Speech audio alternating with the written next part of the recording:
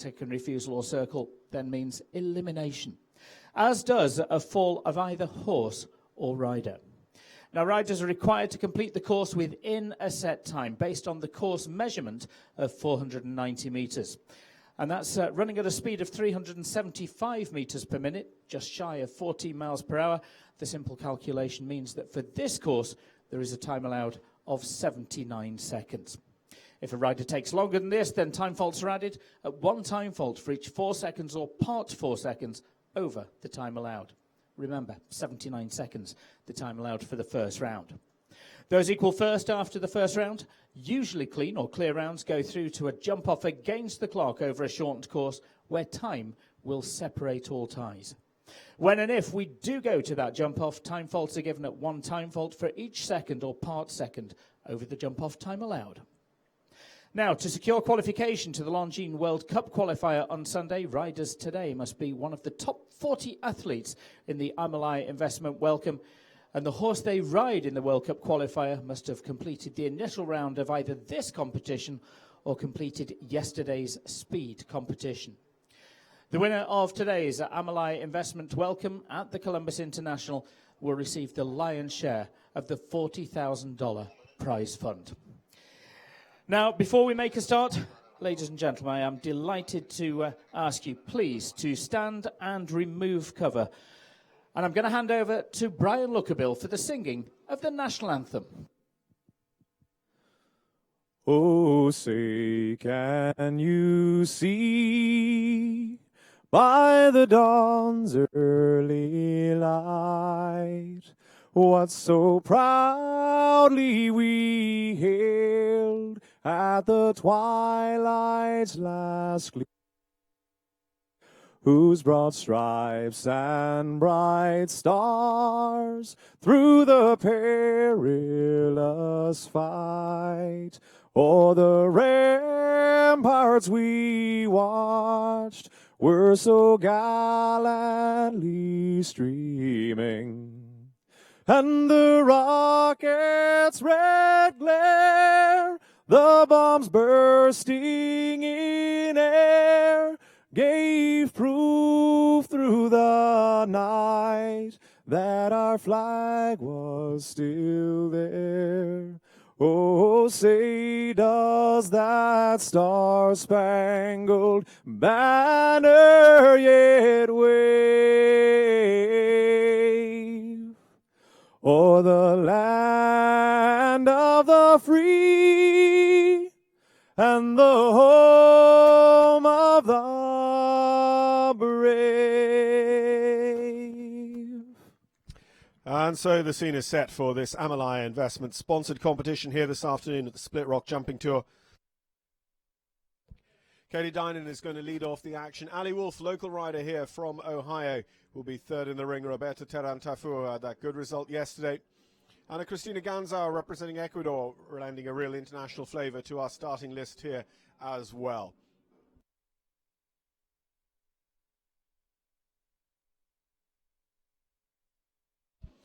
Rowan Willis, who took a second place finish in yesterday's international with Shark, his Grand Prix winner here from Columbus, Ohio last week.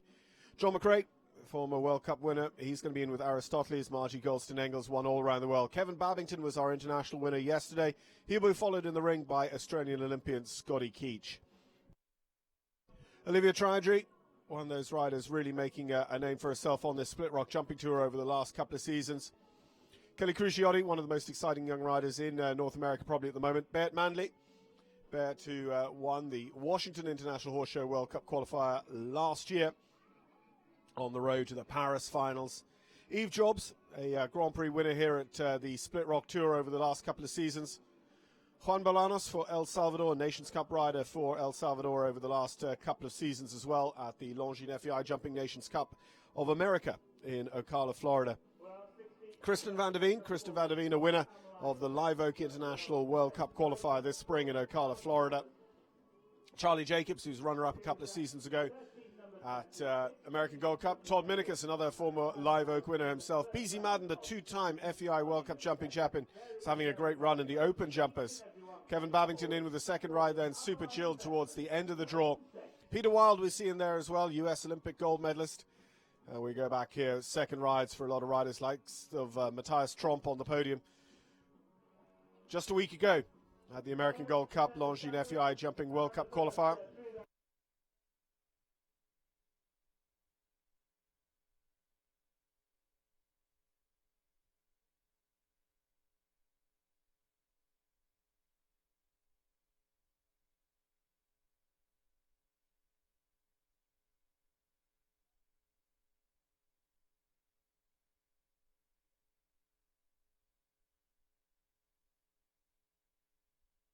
So Katie Dinan is our first to go with Sydney and Prix by Balabé de Rouet. Katie's jumping in the World Cup for the second week in a row, having been to the Gold Cup last weekend. 4 times a World Cup finalist for this rider, who's represented the US to the Nations Cup finals and been on winning Nations Cup teams right around the world, including at the likes of Dublin in Ireland.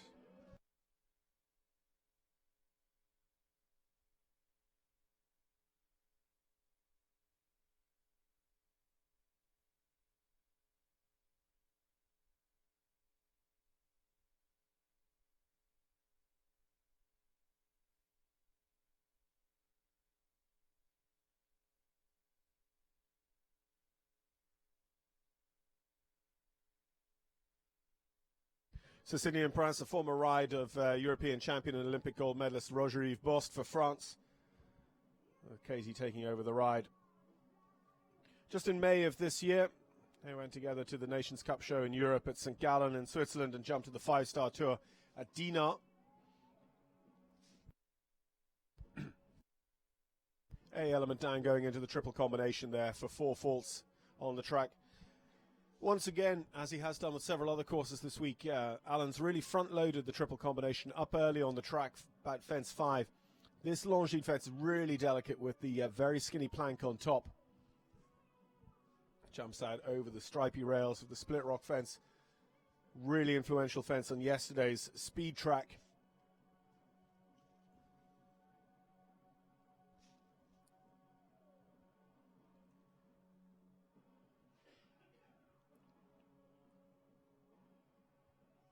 Just chips in the extra one there, goes on 7 into the double. 1 more fence to go. 79 seconds the time allowed, so she's caught out on that, Katie Dinan and Sydney and Prance, with 4 for jumping, 1 for time at the moment. The judges can look at that time if they feel it needs adjustment, up to and including after the 3rd to complete.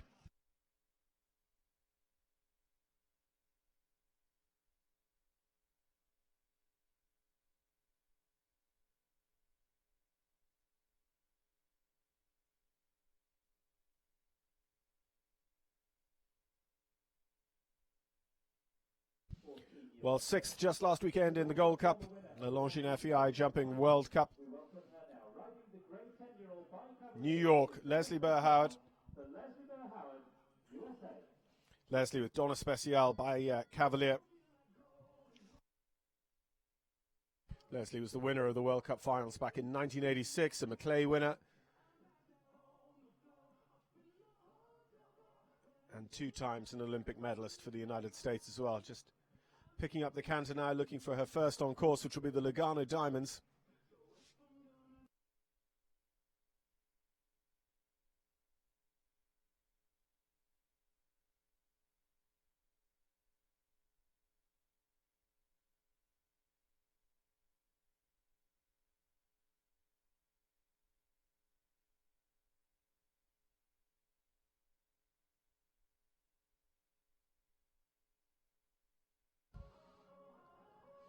Leslie's horse just really taking her there over these early jumps as well. The trick will be whether she can control and manage that pace when she needs to, such as here coming out of this corner. Just wasn't going to happen all the way through a triple combination like that off that approach, and gets caught out on the related fence as well. So 8 faults coming up on the line, 5 to 6. And again, Leslie's just still looking to control the pace around some of these corners. Now she asks for the move up to this vertical, gets exactly what she wants there. So moving up the gears is okay, moving down the gears is what's proving problematic for them. And now she's going to end up turning a circle here.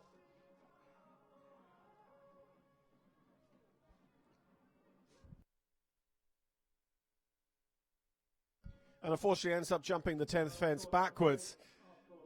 So that will be elimination for an error, of course, for Leslie Burr-Howard and Donna Special.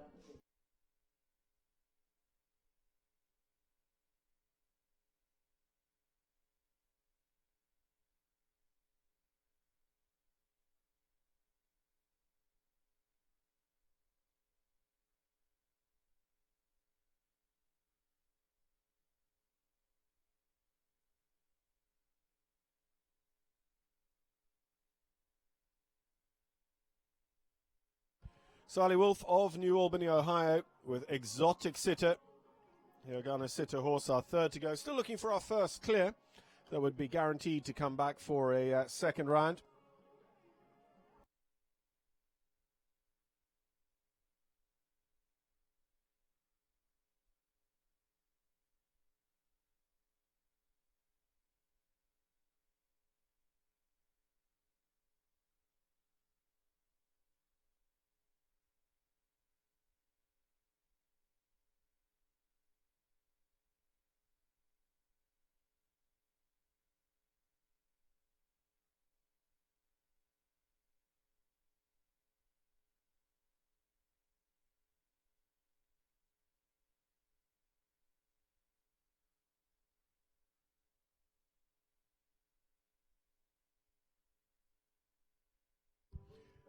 So clear through the triple combination for Ali.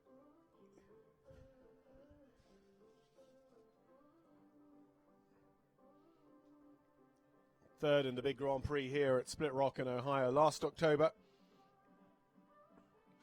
The top 5 in the Bourbon International down in Lexington, Kentucky in October the year before. One of about 4 or 5 North American young rider individual gold medalists in our field here at Split Rock. Ali's been on Nations Cup teams at Jalapa in Mexico, including this year, and a Grand Prix winner at Upperville this spring. So this is bringing it home on the clear at the moment. Just approaching this last. Once again, a vertical with the water tray out behind it, and 76.99 on the clock. So I think we are all set for the competition ahead. One of our first 3 gives us a clear and well inside the 79 seconds time allowed.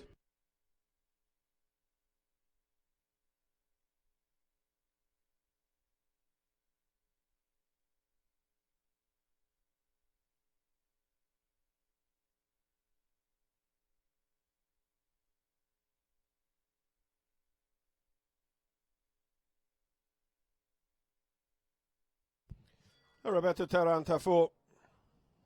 Roberto with Il Rubicori by Nabab Derev. Roberto has been to the Nations Cup finals before now, representing Colombia. He's a winner of one of those $1 million Grand Prix in Ocala in 2016. Rode at his second Pan American Games in Toronto in 2015. Of course, Lima, Peru, hosting those Pan Ams in the 2019 season next year.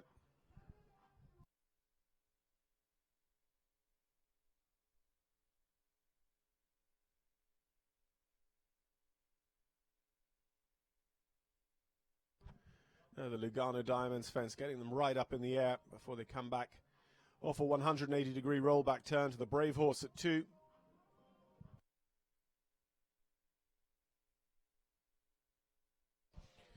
An easy 4 strides there from the Animo fence to the Liverpool.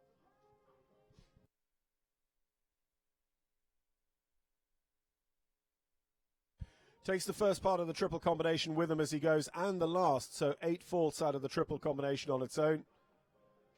And comes very close to having the rail on the out of the related distance as well. 7 strides up from the triple to fence 6.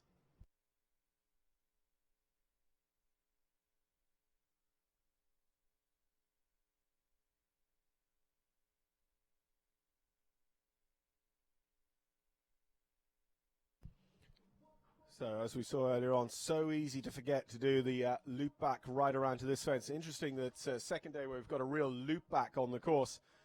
And Roberto Teran Tafour looks like he's going to call it a day, having picked up quite a few penalties on course, so electing to retire.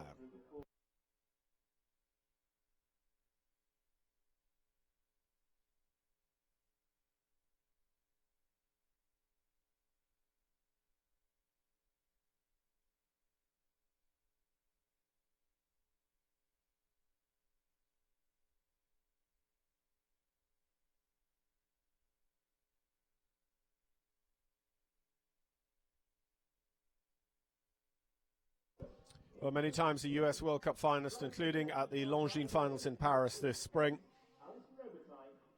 Rode Nations Cups last year on the North American League at Jalapa in Mexico and also on the European League at Falsterbo in Sweden.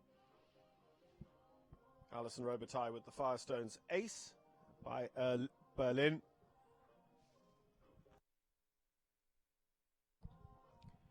Sat out the New York qualifier last week instead to jump here, but has already jumped World Cup this season at Langley in British Columbia at the Thunderbird Show Park.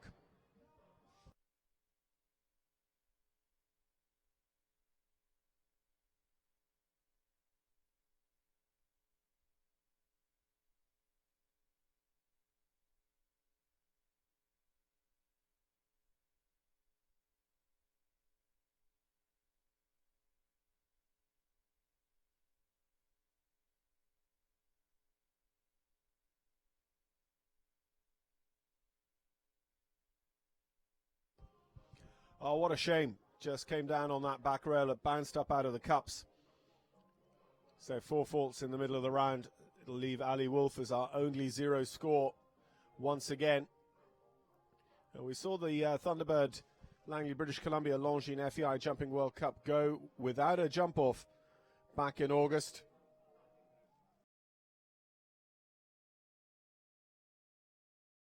With just 1 clear in the first round.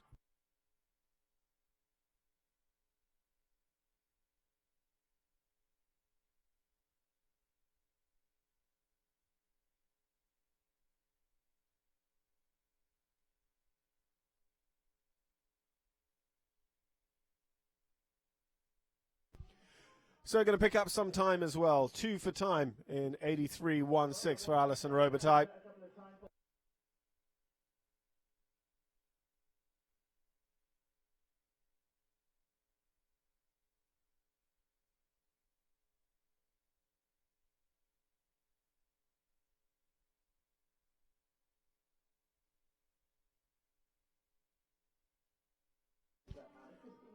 So it's the turn now of Ecuador's Christina Gansauer with Hotshot Van der Hoeven.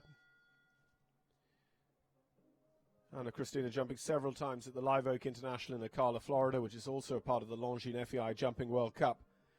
Christina jumping throughout the summer at Tryon in North Carolina. And one of those competitors staying with us for the full 2 weeks of the tour. A 2-star international here last week at the Brave Horse venue. And these shows managed by Derek Braun's Split Rock Jumping Tour crew.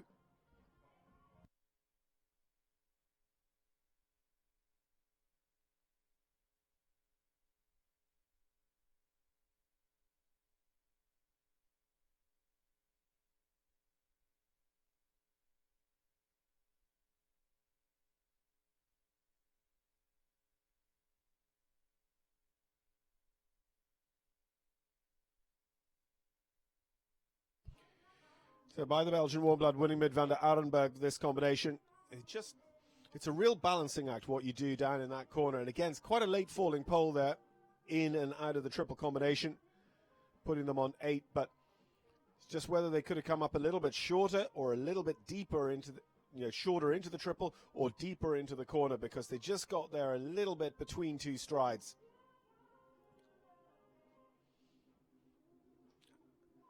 Really takes a pull at that Longines vertical.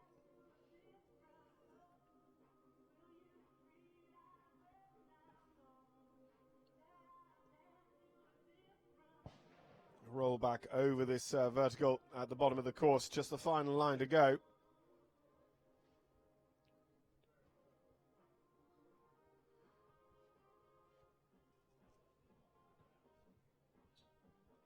And coming home on the 8 for jumping and 1 for time for Christina Gansauer and Hotshot Van der Hoeven.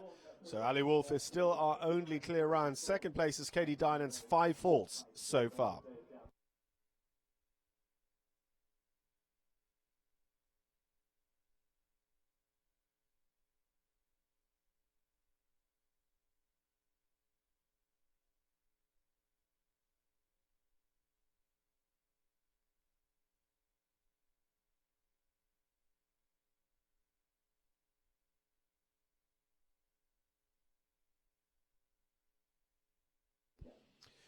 Peter Lutz and Robin de Pontoul. Career winner of the Longines FEI Jumping World Cup qualifier in Las Vegas. Peter, who had some very good results in 5-star Grand Prix this year, including at the Winter Equestrian Festival in Wellington, Florida, and runner-up in a good Grand Prix at the 5-star shows at Spruce Meadows in Calgary, Canada. Peter and Robin de Pontoul, for a couple of seasons now, his very top horse.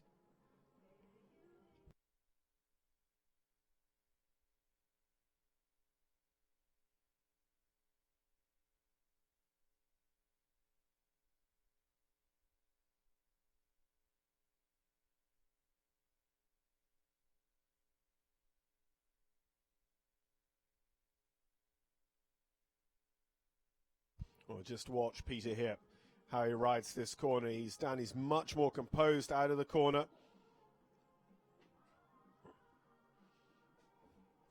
Again, maybe just makes it happen a little bit. He maybe, again, wasn't just on 100% the perfect stride out of the corner to the triple combination. But, again, that's the job of the rider as well, is just to make it happen sometimes when the stride comes up a little bit quicker than you might want. And no better man to sit there than Peter and get the result. So rolling back to this vertical.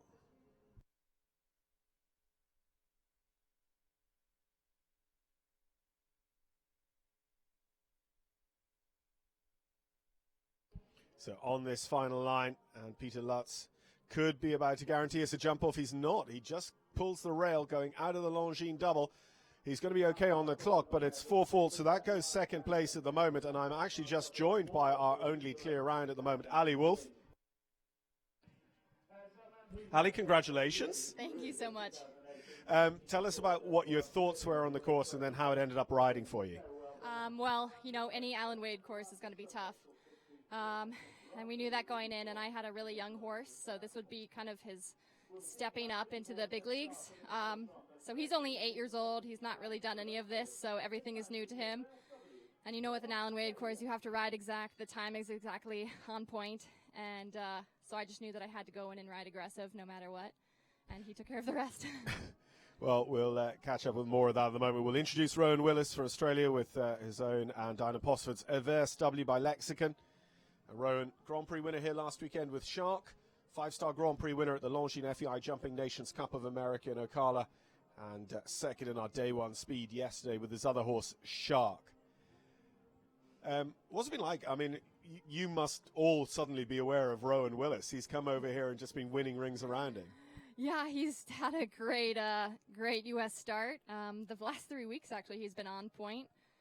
From WEG to here, he's been pretty much placing everything. What was he, top 12 in WEG? Comes in with his second and third strings here and just blows away the competition. So he's really been on fire. He's such a nice guy, so we wish him all the best, and he's such a great rider. Tell us about the corner you have to ride, because I think a lot of the clears or not are in this triple combination are coming out of that corner. Yeah, so Alan built it a little bit tricky. If you see that the triple combination is headed uphill, you want to get straight to it. You want to come in with a little bit of pace, but again, that front vertical is going to hold you off, so you need to come in with enough pace but steady up to A so you can get across B, and then again steady for C. So it's a really test of the horse's character and adjustability. And, you know, this is, of course, some courses come up 100% delicate, but, I mean, you take that Longines fence, that's a super delicate fence, and there are other parts of this course where you can really attack. So it's not going to suit any one horse, is it? No, it's going to suit kind of all ranges of horses, and, you know, Alan is also great at that. If you have a horse that adds strides, you can fit those in. If you ride the course well, if you have one with big strides, you know where to leave out, but again, it'll catch up somewhere else. So you have to ride the horse that's underneath you, and just try and focus on that and not try and ride the entire course. Well, that's a surprising score there for Rowan Willis and Averse to have the last down as well for a total of 16 in the first round. It's not his day today, but he's had plenty of great days, and I'm sure he'll be back in full force. And indeed, we'll be back a little bit later on in the class as well, because he's going to be riding, I think, Shark later on. I might be lying to you. No, I'm not. He's going to be 34th in the ring, so after the drag break with Shark.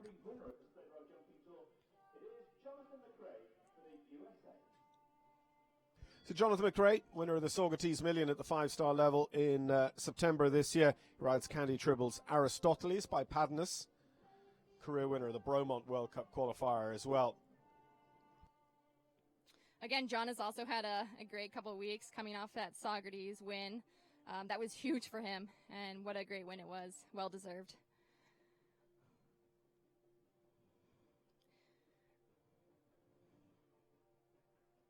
He's had this horse for a long time, so he's had this partnership, I think, since the horse was 6. So he knows its ins and outs. It's a little bit quirky, but he rides it so well now.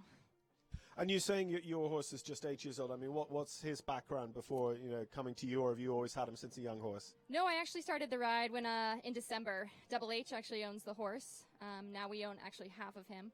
I got the ride just to keep him going as a sales horse, and he just turned out to be so much more than that. So, I mean, he is still a sales horse, but I think he's going to be something pretty cool. Well, he's getting more expensive by the clear round. I'd like to think so. Maybe price him out of everybody's range so I can keep him. So John is clear up the triple combination line, coming now to this. It actually hasn't raised its head too much yet, this line from the horseflight fence over the Longines plank. John just has to worry about the time allowed with this horse and try not to rush him. He knows this horse so well that he knows where he can gallop, just like now. He knows the tight rollbacks that he needs to do, and he just always keeps galloping, and the horse will take care of the rest. Let's see if he can bring it home. Well, it's interesting also that Alan's used that full 360 turn. Yesterday he had 3 fences on a 360. Today it's just the one. But, he's standing by to get a result down in that corner of the ring, I think. Oh, time. That's a shame. 82.10 means it is 1 for time, so Ali Wolff alongside me in the booth remains our only clear round. John McRae goes into second on 1 for time.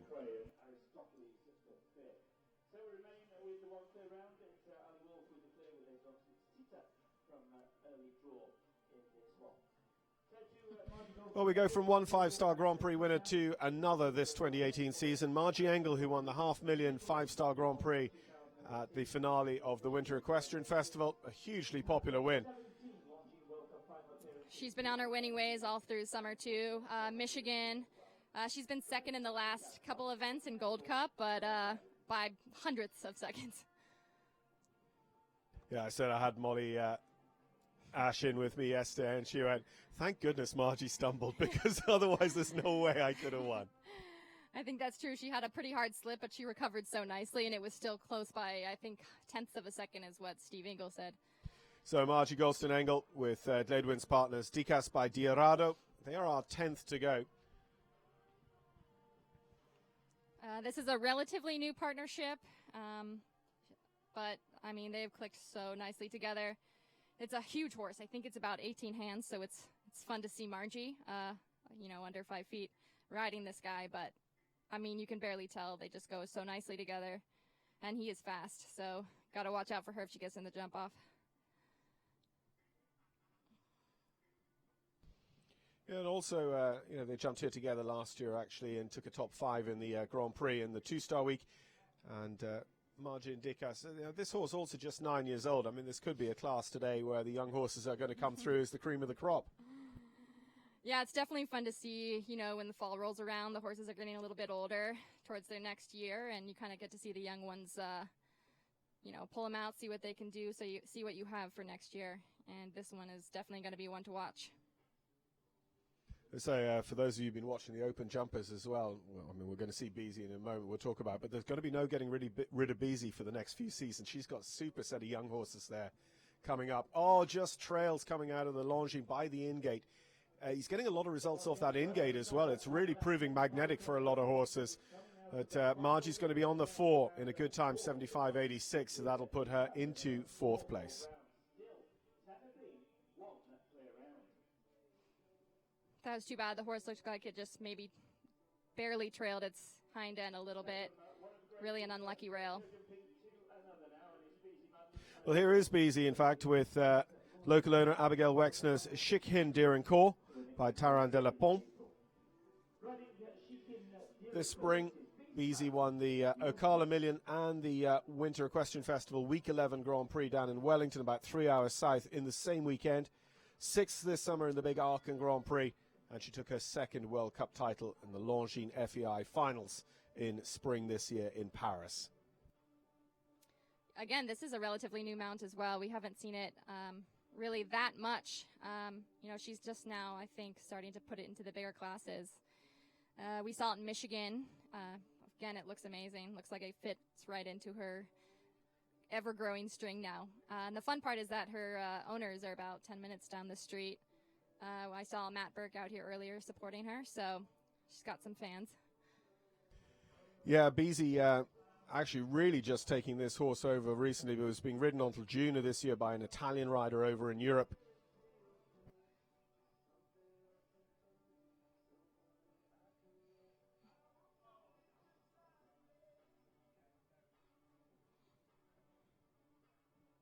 And Beezie's not one whose record, when you go back through it, has huge amounts of those Hunt Seat Medal awards on it. But, her riding out of that corner was just immaculate. Like, that line was secure from the moment she lined up on it. Yeah, and she just let the horse kind of figure it out on his own. She got a little bit of a light rub at sea, but, she didn't worry about it. She let him figure it out. And, again, he's not flustered. Yeah, one of the things I remarked upon with the younger horses that she's riding in the open jumpers is their confidence. They go into every single jump looking like, yeah, I'm really enjoying this. She does a great job bringing up horses, obviously. She kind of puts them into a bigger class, challenges them a little bit, and then pulls them back down, gives them a bunch of confidence, and, they just build up such oh, that was lucky. Good for her. Well, there we are. You're going to be up against Beezie at the very least, Ali. Beezie Madden and Shikin Darren-Core, the 10-year-old that she just took over a couple of months ago, is going to be clear round number 2 and coming back for the jump-off in this Amalaya Investments Longines ranking class. That was great for her, not good for me. Well, at the end of the day, there are going to be 40 athletes qualifying through to jump World Cup on Sunday, and I don't think we're going to get 40 clears, so you're pretty much home and hosed, Ali. You've definitely got to start come Sunday. Eugenio Garza Perez with Victor Finn DHZ by Vavite. Eugenio, part of the Aga Khan winning team at Dublin this year for Mexico. 2013 North American Young Rider Champion. So they've got several individual gold medalists from those championships over the last decade or so. Yeah, that was a really exciting win for them in Dublin. I know they were out hard celebrating. They were just all so thrilled and happy, and it's nice to see them doing so well.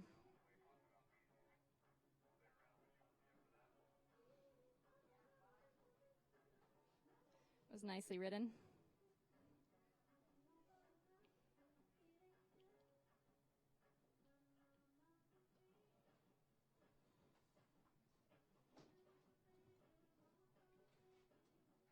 That was beautifully ridden. He's a really smooth rider.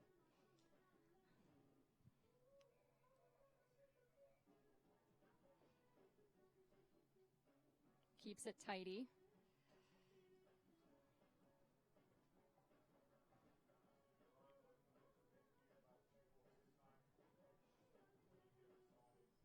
Might need to pick it up just a little bit.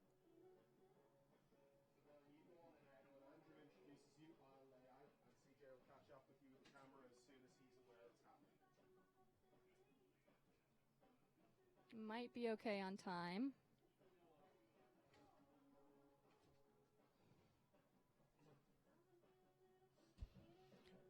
Well, he's having a very good show, and it is going to be clear for Eugenio. Victor Finn DHZ gives us clear round number 3 in very quick succession. He had 2 qualified amongst the 10 back for the winning round in our earlier Open Jumpers national competition, and now he is one of just 3 so far qualified for the jump-off here in the Amalaya Investments International Welcome. That was beautifully ridden. He took tight turns, but everything was just out of the same rhythm, same pace, and the horse jumped great. Well, actually, we had 3 riders earlier on in the winning round who'd qualified 2 horses each. It was Beezie Madden, Eugenio Garza, and Todd Minikus, and they come 3 in a row here. Todd with the bit-by-bit groups Amex Z, Amex by Andy Amo, and actually we were just hearing in one of the interviews with Todd earlier on how he certainly doesn't necessarily have a standout World Cup horse, but actually this is one that if it gives him the fields will be going for World Cup on Sunday or some stage this autumn. He really feels like this horse is just ready to step up. Yeah, he has several horses along with him, a really big string these days. I think he's still waiting for that next quality girl. But in the meantime, he's had more than his fair share of wins here throughout this last week and beginning of this week. So he's definitely on a roll. Yeah, 6 wins alone over the 2 weeks of competition so far, and plenty of second places. He had 2 1-2s on day 1 of week 1. He's had a couple of second place finishes with us in the open jumpers so far this week as well, but not going to be a winner here with this horse this afternoon, picking up 4 faults early on at fence 4. Looks like he just ran him a little bit deep there. He has a unique way of jumping, and Todd does a great job with his style, but it just gets away from him just a little bit there. Yeah, Todd's win at the Longines FEI Jumping World Cup qualifier at the Live Oak property last season, or 2 seasons ago in fact, took him to his 9th World Cup finals in Omaha, Nebraska.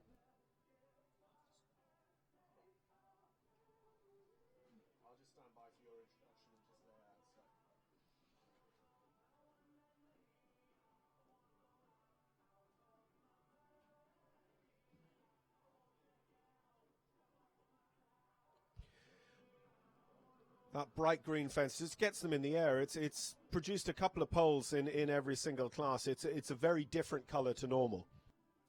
That's a tough line that he built. It comes off an awkward corner. It's a little bit uphill if you come around that corner, and it's very, very square.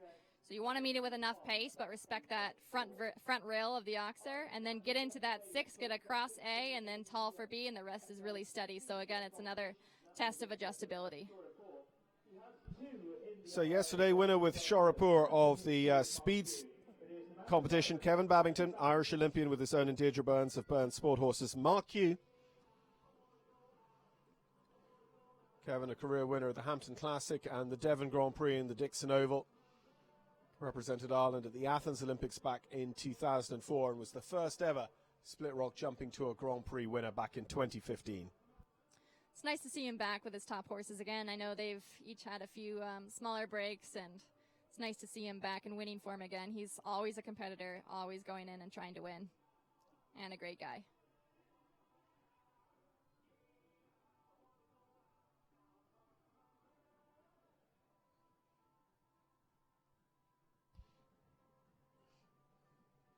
Well, just in the booth with me at the moment is Ali Wolff, who delivered the first of so far 3 clears in this Amalaya Investments competition to come back for the jump-off. And, of course, that means you have to go first, Ali, as well. Have you had a look at that track yet? Or, because it's quite an American thing to walk the jump-off track first off. In Europe, for a long time, we didn't do that. Yeah, I know. When I went over there, we didn't know why the jump-off was not posted. So we asked everybody, and they looked at us with confusion. Apparently, that's a thing. I like to plan ahead, and I like to have a plan. I'm very organized, or I like to think so. So not knowing the jump-off really scares me. But, yes, I do walk the jump-off. It's a fast track. There's a bunch of questions of numbers, possibly some leave-out strides.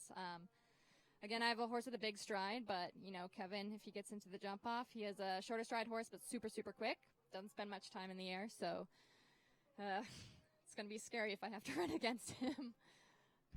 Well, you can only go in and do your best, especially when you're first in, looking for that double clear. But Kevin Babington here is not going to be against you in the jump-off. Just comes down hard on the back rail there in the first part of the Longines double combination. And it's 4 faults in 78 for the Irishman. Yeah, it looks like he got in the 6. Maybe the horse just held up a little bit in the air. He maybe just needed to ride across a little bit.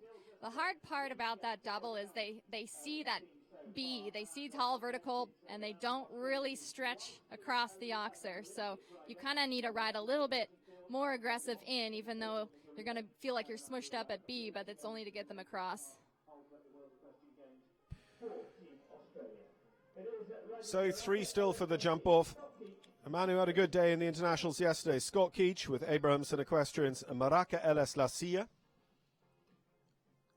Scotty, who rode at the Rio Olympics as a show jumper, he actually holds a record in Olympic history for the longest time between Olympic appearances, because his previous one was 1988 as an eventer for Australia, and he's still riding at the very best because he helped his country to Olympic qualification a fortnight ago down in Tryon at the FEI World Equestrian Games.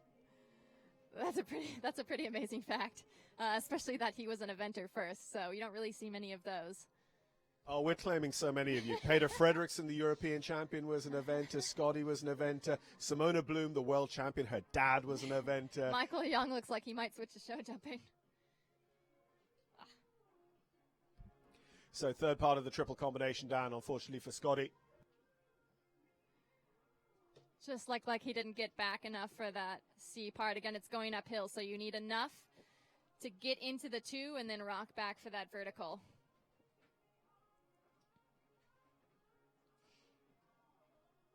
Got a little lucky there, but keeps going.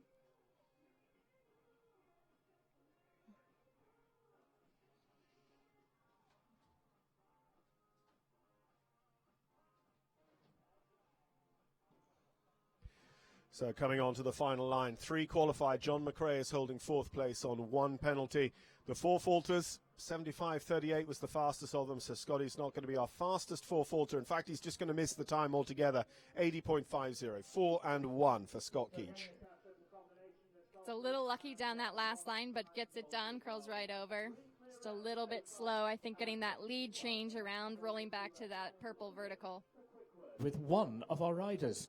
Very quick indeed, just here with Eugenio Garza representing Mexico, following up Ali Wolff and Beezie Madden's clear rounds. Those are going to be moving on. You steered Victor Finn clear. Let's see, you got another one coming up. Is there anything we would change between this round and the next so you can have 2 in the jump off? I think just do the same thing. Hopefully the horse jumps as well as Victor did, and we can have 2 in the jump off.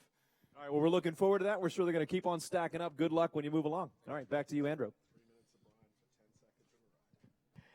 Thank you, Eugenio Garza. Good luck in the jump-off when we get there. 3 clear rounds so far. So now, Peter Wild is going to be our next to go again. He's had a very good week already in the international tour here of World Cup week at Split Rock. Took a 4th place finish yesterday for the Olympic team gold medalist from Athens 2004. Peter with Oak Ridge Farms, Van der Emma by Van der Vivaldi. Yeah, this is a new ride for him as well. I actually believe he bought this horse from my trainer, Michelle. I know she owns a few horses over in Europe. I maybe think with Hank Noren. She loved this horse. She bought this maybe a year ago. They really believed in it, and it's really great to see Peter on this horse. He just is such a beautifully smooth rider. We saw them in Upperville. They had a great couple of trips out there, and I think this is maybe a potential new, bigger horse for him. Yeah, he's just been quietly putting together a great string of horses over the last few seasons. I mean, it's not long ago that we saw Peter Wild's pink coat almost more often in the hunter rings than we did in the jumpers, but he's really excited about the horses he has in his stable at the moment.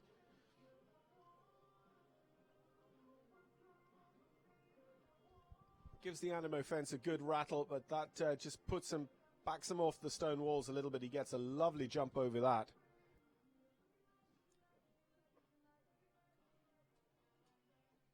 Needs a little help out and a little tall at sea, and he gets it done beautifully.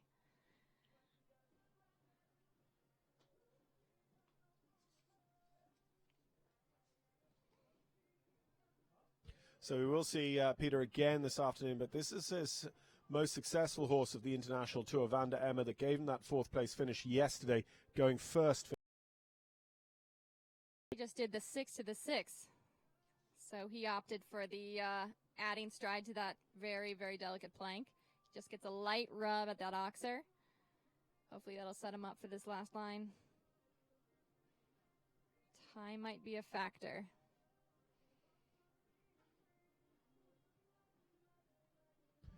So unfortunately, the time's okay, but it is 4-4, 77.10.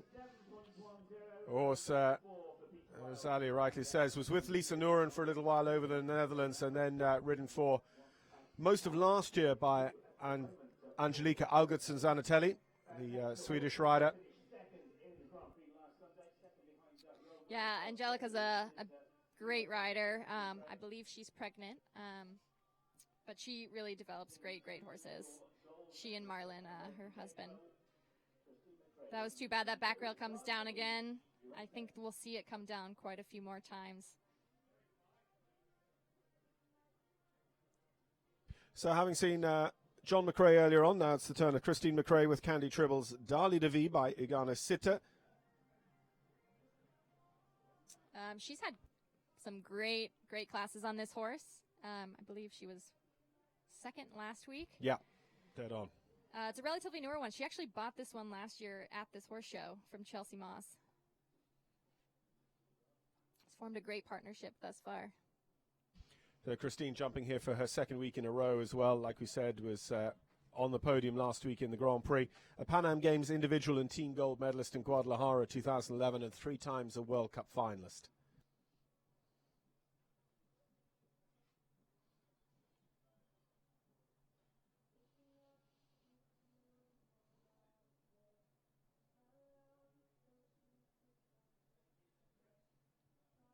And she's also developing quite a younger string as well. You know, looking for some of those next top horses, really filling her string, and this is one of them. Unlucky for faults early on, but I think she's really picking up the pace, and it's really looking like a good round. So if you can hold it to 4, I think you'd be actually almost guaranteed your Sunday start here as one of the top 40 athletes. But by the same token, fast 4 could end up in the ribbons. I mean, we're very nearly a third of the way through the starting field, and we only have 3 clears to date. And it's going to be 9 in all. 80.75 seconds, so 2 down and 1 for time there for Christine McRae. So that'll find themselves down the order, 14th place. Just has the front rail of that green oxer we were talking about. It's a little bit of a bogey fence coming off an odd angle, and it's very much the front rail. Just maybe shifted a little bit, but jumped the last line great. Well, a regular visitor to the Split Rock Jumping Tour, jumping the international circuit in 2016, 2017, and now once again in the 2018 year. Olivia Chowdry, visitor to us here at Brave Horse last October as well, with Atlas Equine Holdings, Chuck Berry by Chaco Blue. Yeah, Olivia's pretty new to FEI competitions. I think she was telling me this might be her 3rd competition. She's a great competitor, super nice girl. She has a great string of horses. She's just kind of getting her feet wet, but we'll definitely see her in the future.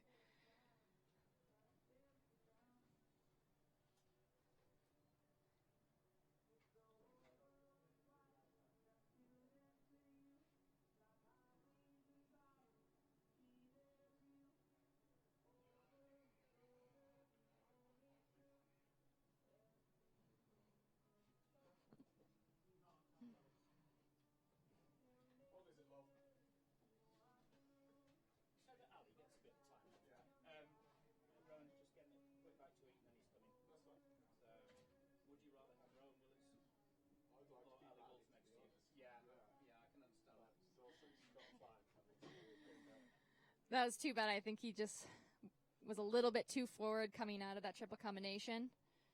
But, you know, for her, this is just about experience, getting in there, getting her feet wet, like I said. So far, she's handling this track quite well. Yeah, I mean, I've had athletes and trainers with me before saying, you know, you can train an awful lot at home, but you can learn so much more coming into the competition space.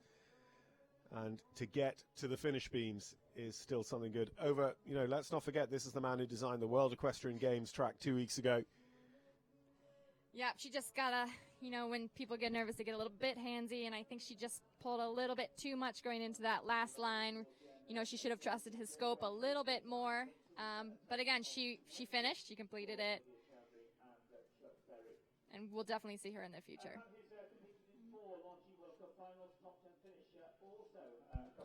Well, now it's the turn of Charlie Jane. Charlie, who was 3rd in that Saugerties Million in September. 4 times a World Cup finalist, and we've seen him on the winning US team at such shows as Dublin for the Aga Khan back in 2014.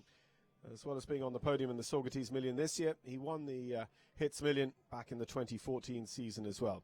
Charlie owns and rides Emmy by numero uno for this Amalaya Investments Welcome Stakes. Yeah, it's nice to see Charlie back in the big ring as well. You know, now he has this one and his other mount, Amiche, I believe.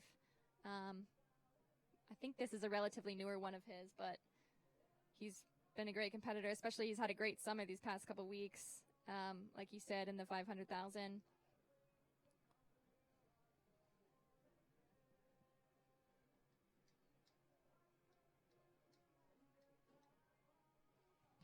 Oh, it comes close to tearing it up over the first fence, but it just drops back down into its cups.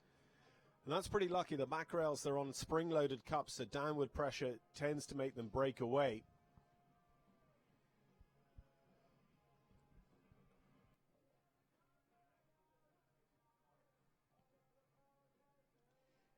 This will be a good test of her scope here. It just looked like he was a little bit nervous getting over B, came in a little bit hot. She backed off a little bit to B as well, but got out of it, jumped the next one well. So Charlie Jane carrying 8, just getting over the halfway point of the course. Another back bar being rattled here. Makes absolutely sure of that skinny, very, very light plank on the Longines vertical. You know, like for him, again, this horse is relatively new and I think young. So, again, for her, this is basically getting experience, getting showtime in the ring, getting her around and seeing these things.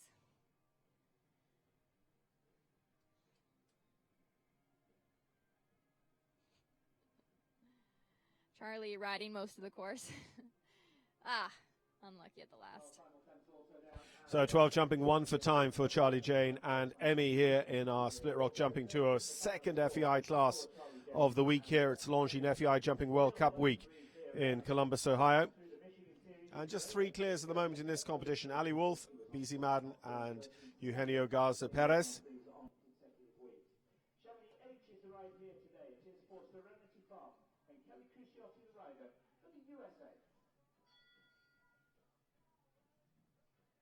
So Kelli Cruciotti with Serenity Farm Chamonix by Equest Carnut. Grand Prix winner at Great Lakes this summer. Winner of the Pessoa medal as well.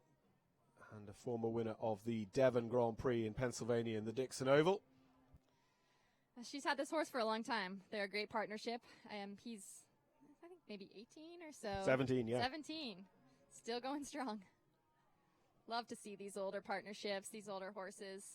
You know, doing these bigger classes, no problem.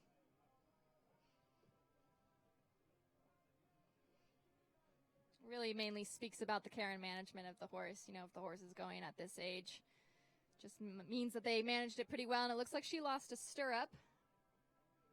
But going to her equitation days, keep going. Gets it done with 1 stirrup.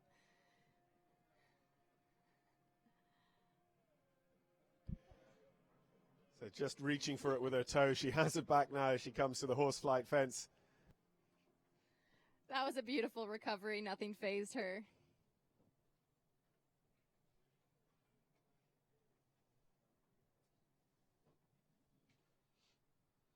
Has to keep going a little bit for the time. Yeah, John McRae has already been one with the heartbreak of jumping clear all the way around this track and falling foul of the 79 seconds time allowed. And this is going to be very, very tight indeed for Kelli.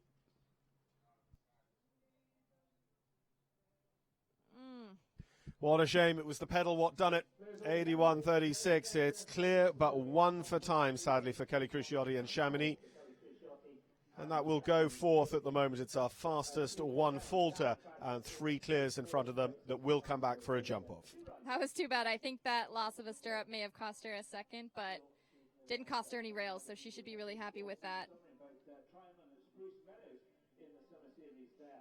Riding for Virginia, and Hayes Investment Corporation, it is VDO Bravo S, Hunter Holloway for the USA. Next to go, Hunter Holloway with VDL Bravo S by Efib Forever, the US rider, 2016 Maclay champion at the National Horse Show, runner-up in the Puissance competition, the Big Red Wall at Washington last year, and a Grand Prix winner this summer at the Tryon Summer Series in North Carolina.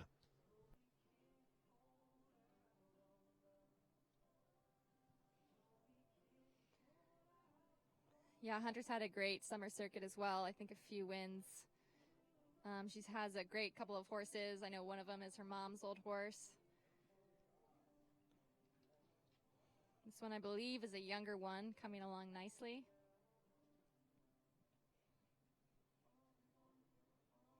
Huge stride.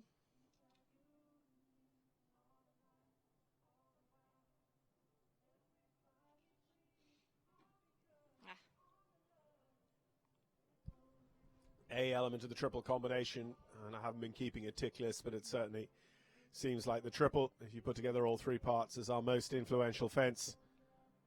And just over a third of the way through the starting order of the draw, we're going to have a ground preparation break as well, just after the 30th to go. That was too bad. It just looks like maybe she pushed a little bit at A, but a little bit unlucky as well. Now she's picking up the pace. She wants to be a faster four-faulter.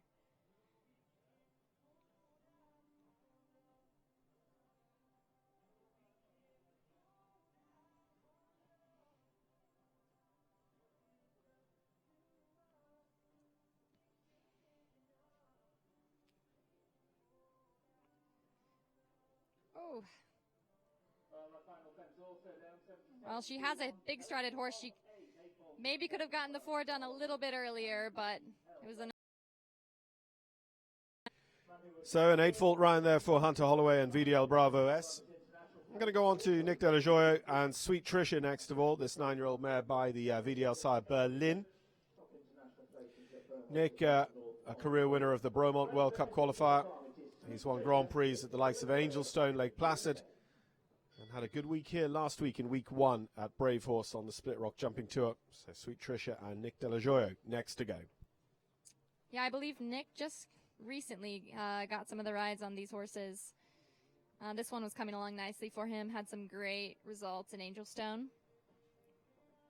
It's a younger horse, so I know talking to him earlier, he just wants to be careful in developing her, and, you know, she's so careful.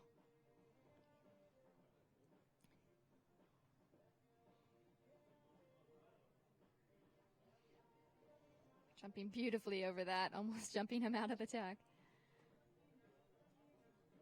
He needs to come in with enough pace to get over B.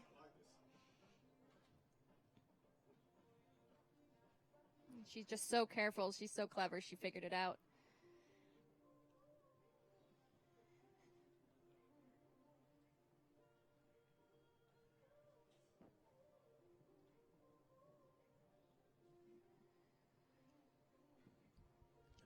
Feral pace into that Longines plank.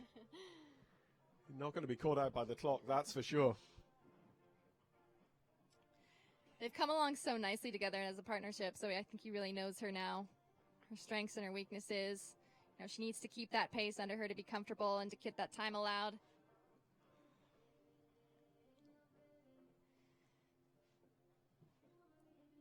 Brings it home. Nice. Super scope through that Longines double from this combination. Nick Dello Joio and the 9-year-old mare, Sweet Tricia. They are clear round number 4. And they'll come back in the order in which they qualify. So Nick will be 4th of 4 at the moment. I believe she's newer to the 3-star levels as well, so he should be really thrilled with that. She jumped great. Through the Longines World Rankings with Super Series at Triumph and in Michigan as well. Bull Run's Prince of Peace is the first of the rides. So Kristen Vanderveen with Bull Run Jumper 6's Bull Run's Prince of Peace. Now, with the exception of Faustino de T, all of Kristen's horses are named after passages or names from the Bible.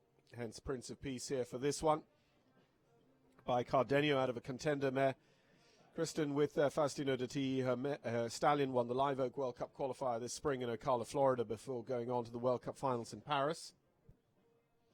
Yeah, that horse is amazing. He just keeps going and going and just loving it.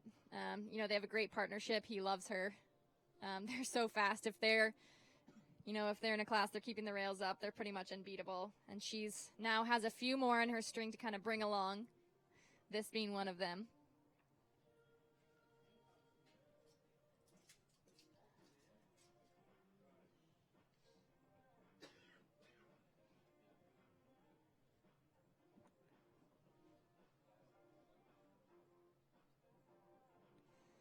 Kristen's a strong, confident rider. She's always going to give her horses confidence, and she's always going to go for it.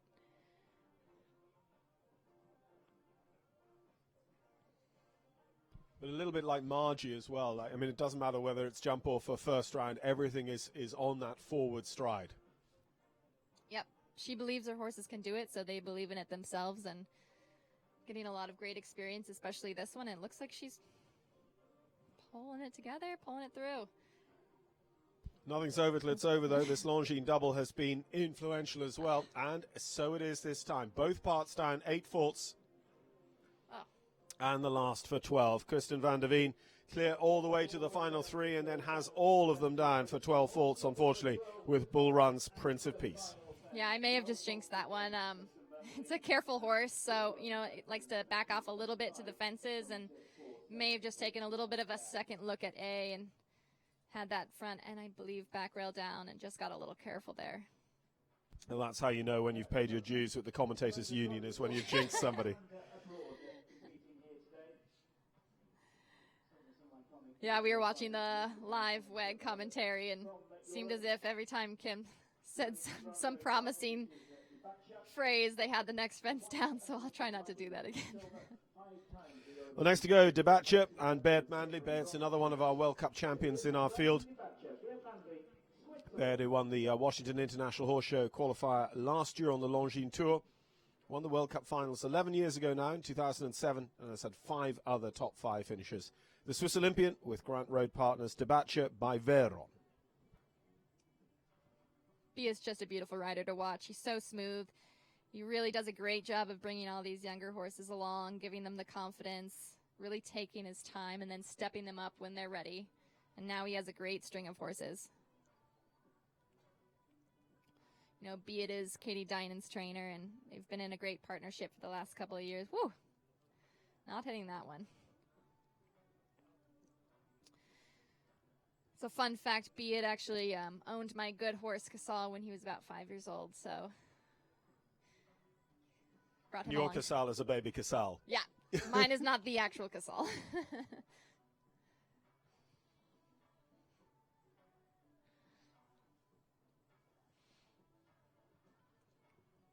Gonna give a riding lesson here. Beautiful. Gets it done. Just maybe pays for it just a little bit at that front rail. Yeah, he really had to work his way through the 3 steps of the triple combination, like a huge jump, just like that over the horseflight fence from this horse in the middle part of the triple combination. And that just left them off their guns for the big fan oxer at the end of the related distance line. She looks like she does not want to touch a thing, but he is such a strong, smooth rider. He gets her up and over it, not flustered. And that's the thing, I used the motorsport maxim earlier on, smooth is fast, and you really see that with Baird Manley in a jump-off. He doesn't look like he's scrubbing away at the same as anyone else, and he's still usually a couple of seconds faster.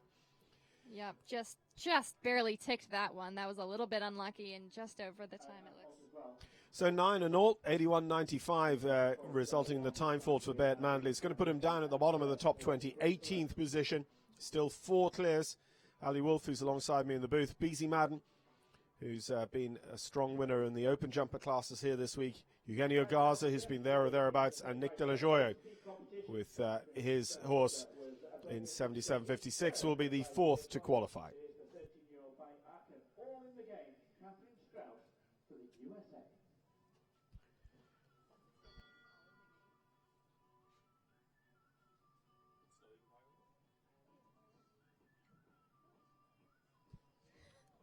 So Katherine Strauss.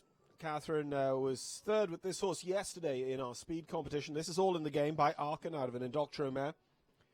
Katherine, who went to Young Riders once again this year, took team gold at Old Salem Farm. She's been an individual junior silver medalist and twice junior team gold as well.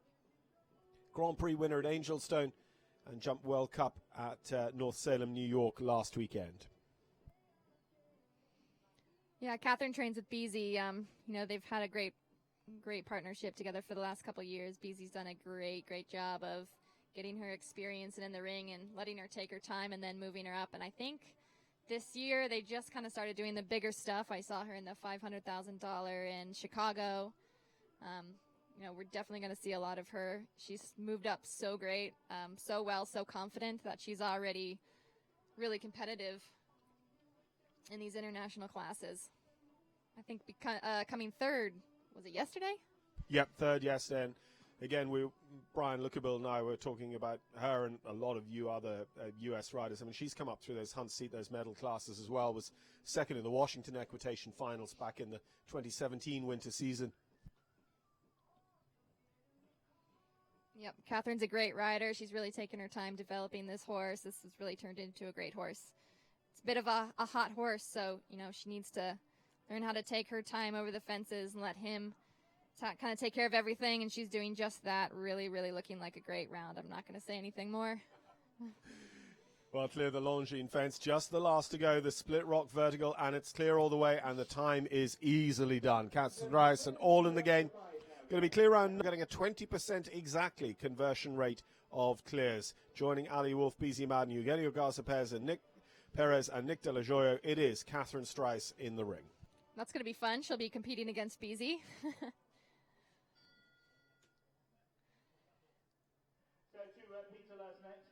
You know, I think that's just a testament to, you know, taking your time developing your horse and yourself. So when you come into these bigger classes, you know, you come in full stride. Well, Peter Lutz is going to have an early finish today because he's here already with his second horse. This is Sam by Stack Katol. Has our fastest 4-faulter with his earlier ride. What can Peter do this time? Peter had a very good result in one of the 5-star Grand Prix at Winter Equestrian Festival this year, and actually that was a top 5 as a result of having a time fault. It was a very small jump off, and he was one of the few who jumped clear over the course but was marred by having a time fault. But unfortunately, the brave horse at 2 is down. First time I think it's gone. Just had a little bit of a rub at fence 1 and then just slightly rolled 2.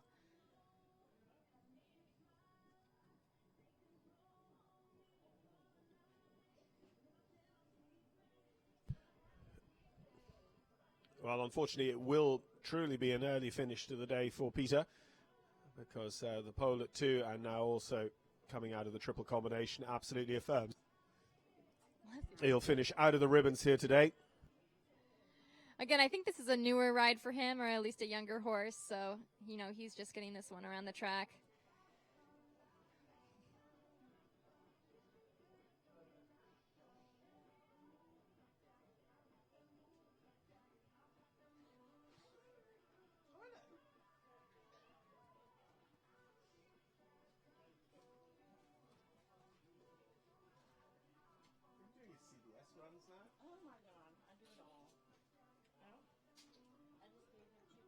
And that was a nice finish, giving him a good last line.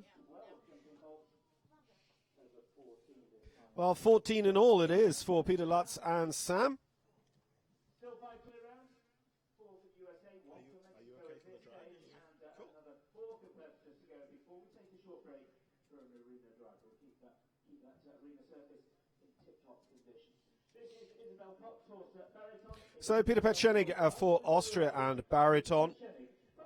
Peter, who's been based out west, jumping right up to World Cup qualifier level the last few seasons since he started jumping internationally here in the US in 2013.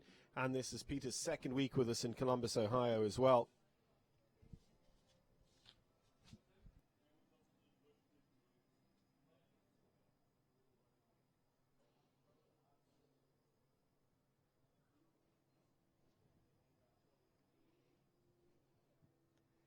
Having a little bit of an argument with this horse in the beginning, but smooths it out.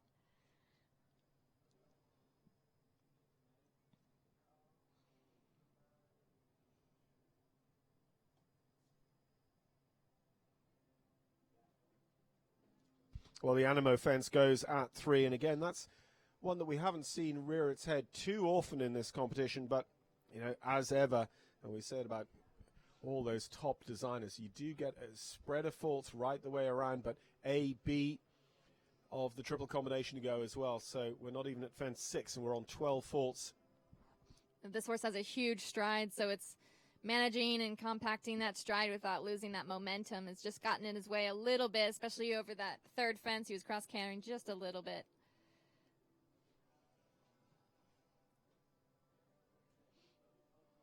Lost a bit of momentum uphill to that triple combination, but seems like he's pulling it back together.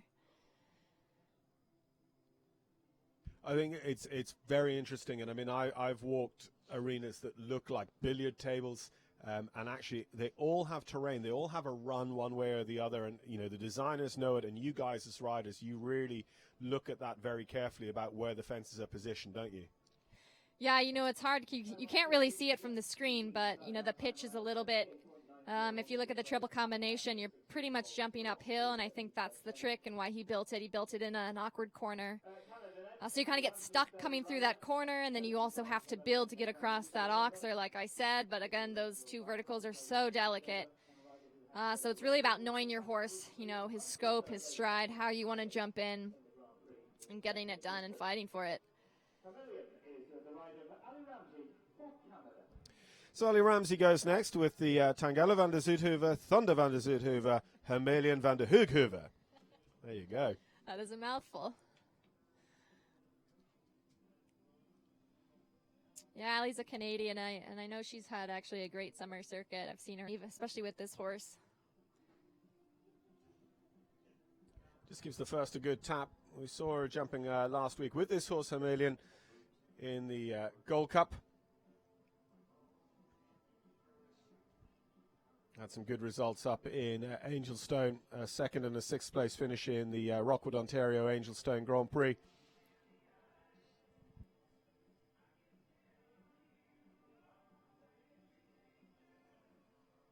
And took good World Cup points in Thermal towards the end of last year's World Cup season. Ranked inside the world's top 250 as well at the moment. She just rode that line beautifully. She knows her horse well. She knows how to when to press and when to hold, and just jumped in great style.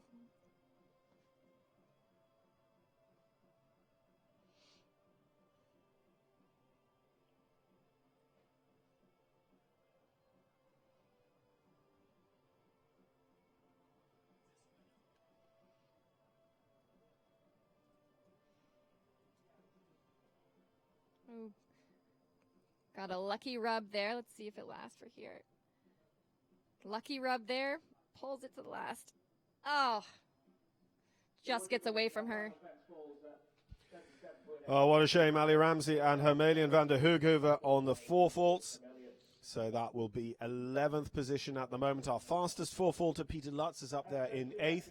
John McRae and Kelli Cruciotti holding 7th and 6th on 1 fault each. And then there are 5 currently qualified to come back to do the jump off. Our 5 clears: Ali Wolff, Beezie Madden, Eugenio Garza, Nick Dello Joio, and Katherine Strauss. 2 more who could join them before the halfway point when we'll take a drag break.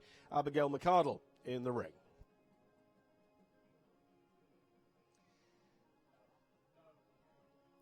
You know, Abigail's partnered with Katie Prudon, and you know they've had a great partnership. Brought along a great number of horses, sold a few. I think this is one that Adam may have ridden. Yeah, syndicate owned as well, Victoria by Uccello. Abigail's been back and forward to Europe as well. Has had a good few wins over there at the likes of Fontainebleau, Dinan, Lisbon, and on the 2-star Longines Global Champions Tour, Chantilly, and at Valkenswaard in the Netherlands. She's ridden Nations Cup for the US as well. Abigail's another great competitor. If she gets into the jump off, she'll be a weapon. You got to watch out for her, and she has a great feel of the horses. A lot of the horses seem to like her and jump well for her, and this one is jumping quite well for her.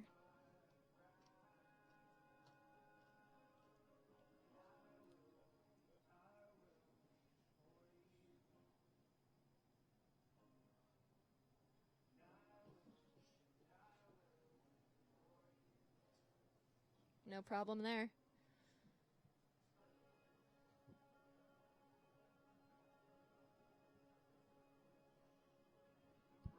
I think with the exception of it being jumped backwards, that fence in the corner of the purple and white has stayed resolutely standing throughout the class so far.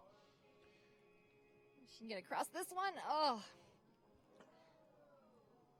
It's really got hung up inside there. She's not going to make it to the last either, so that's going to be 12 faults in quick succession because she'll be classed as having a disobedience at the last. She'll circle back to it, but you can see also straight into time penalties as well. Yeah, it just looks like that 6 may have gotten away from her a little bit. You know, this horse is a very careful horse. Studied that oxer again coming in. And a great finish fence. So it's an 18-fault round, sadly, for Abigail McArdle and Victoria. And, you know, that's a score that doesn't really tell the story because we were fine all the way to the final line. And then suddenly it turned into 18 faults. So shame there for Abigail McArdle. Definitely one of our younger riders, one to watch. And as I say, has already represented the US at Nations Cup level.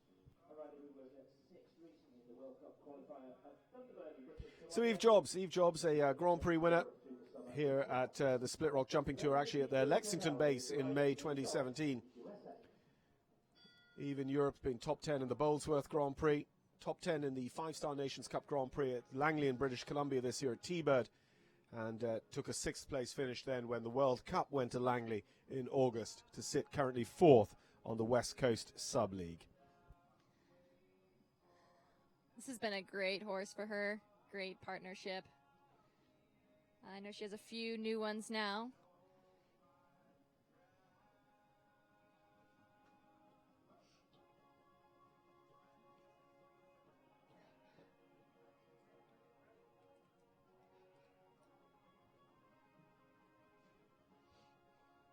No problem there.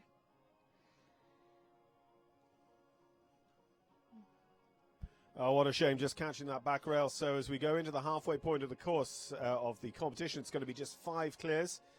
And my guest at the moment, Ali Wolff, is one of them. I'm going to thank Ali in a moment as well, because you're going to go away, concentrate a bit more on the class and on your build-up to that jump-off as well. We wish you the very, very best of luck with that as we watch. Thank Eve you. just coming back to the purple and white. That was too bad. The horse just looked like it cut down a little bit in the air. It's not doing that again. Great finish.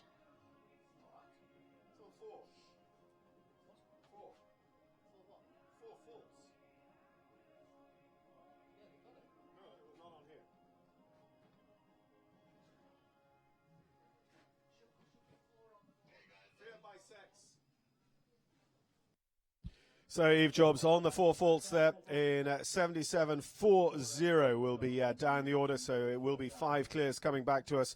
We're going to take a 10-minute drag break here at the Split Rock Jumping Tour as we continue to find out who will be the 40 athletes coming to jump with us on Sunday in the Longines FEI Jumping World Cup in Columbus, Ohio. At the moment, my thanks to my guest, Ali Wolff. We're going to have more guests throughout the rest of the afternoon. We wish Ali the best of luck going first in the jump-off later today.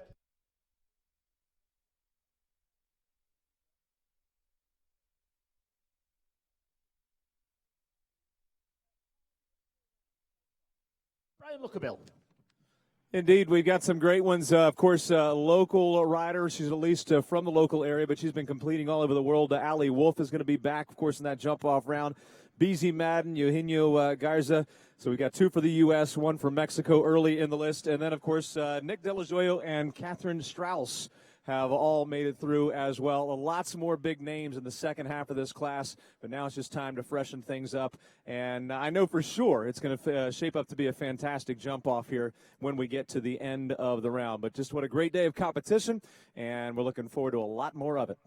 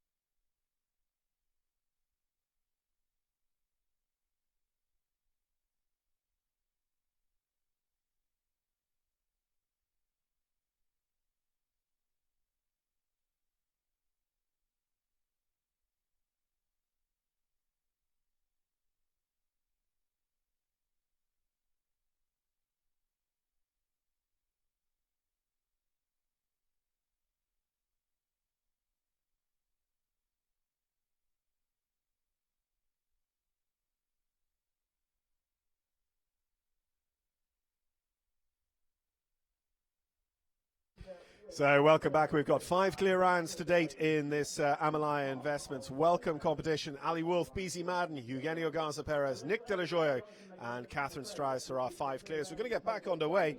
And Rowan Willis, who was the winner of the Grand Prix with us last week and took a good result here yesterday afternoon as well, is not going to run second horse Shark, so that is a great opportunity for us because we have him join us in the booth. Good afternoon to you, Rowan.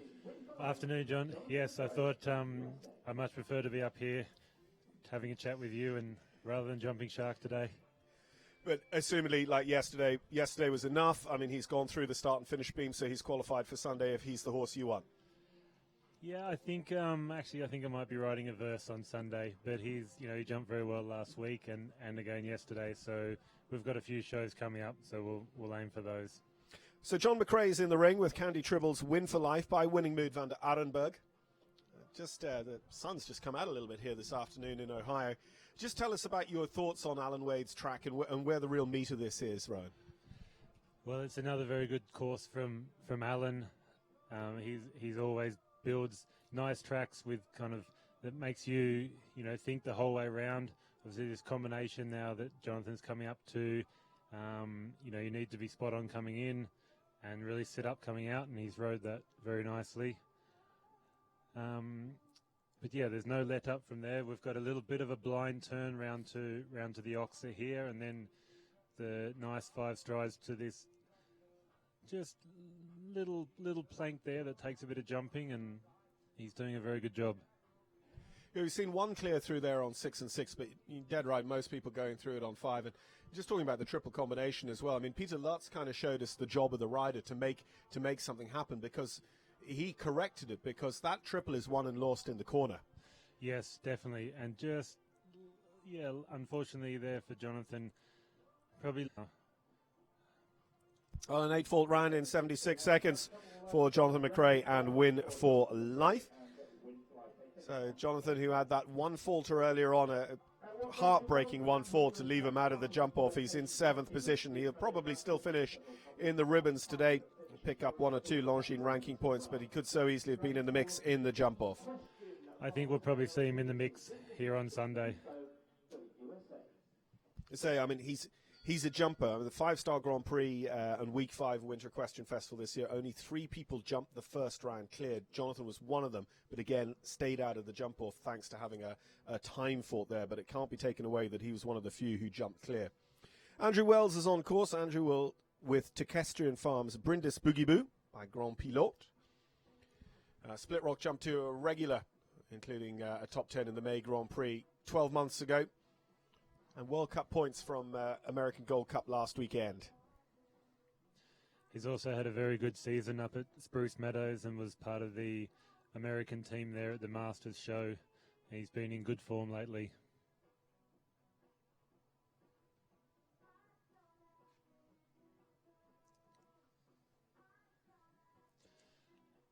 So an important corner around here coming up to the combination.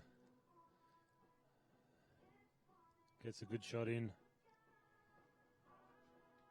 Yep, rode that very nicely. So that whole line coming up very well for him, and exactly as it should do. If you get it right from the A element, you should be rewarded with all of those fences, but still the rider's job to manage that pace right the way up the line. Jumps this split rock fence. That was a really influential fence yesterday with those horizontal stripe poles as well. Another just little catch from Alan there. Kind of get you swinging back around on yourself towards home, and very unlucky for Andrew there. So it is just a 4 for Andrew Wells and Brindis Boogie Boo. So still no one joining our run of clear rounds so far as we move on to Juan Manuel Bolaños Barrios for El Salvador, riding Magnolia Mystic Rose.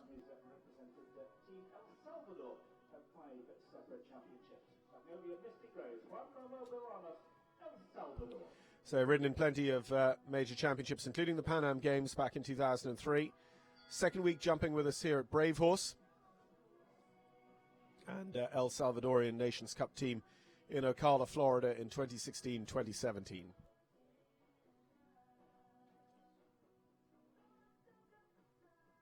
Now, I can't remember whether you guys put in a team in Jalapa or T-Bird, or was your first Nations Cup appearance for Australia the World Games? Yes, it was. Straight into the deep end.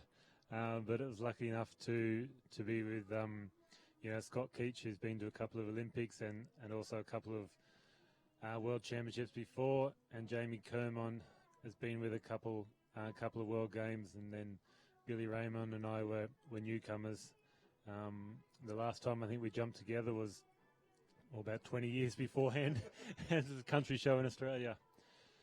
He's jumped well through that combination there.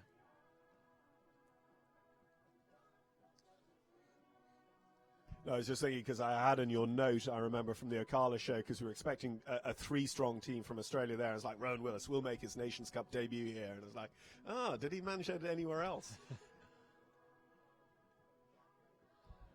No, unfortunately, we don't have that many riders around the globe to get a team together very often. But we made use of it when we got to try on.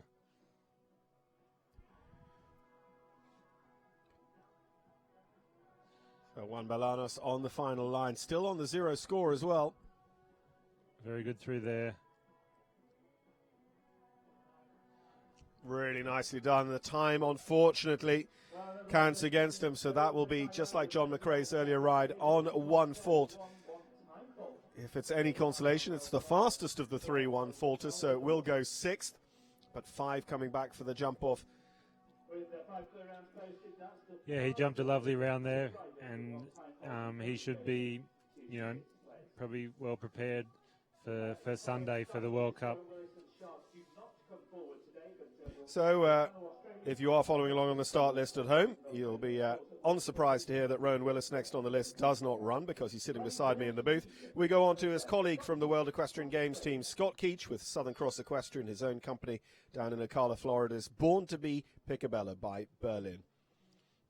And in terms of your federation and your Olympic committee, I mean, what's that Tokyo qualification right at the beginning of the cycle going to mean for you guys over the next 2 years? Yeah, look, it's a great start, and not having to worry about qualifying now, and we can all, make good preparation just for Tokyo. And Scott's horse here is looking really good. So, he might be on the team there for Tokyo with us. Just wait, Scott. Good. Super through there. He's got some good hopes for this horse, and it's looking really good today.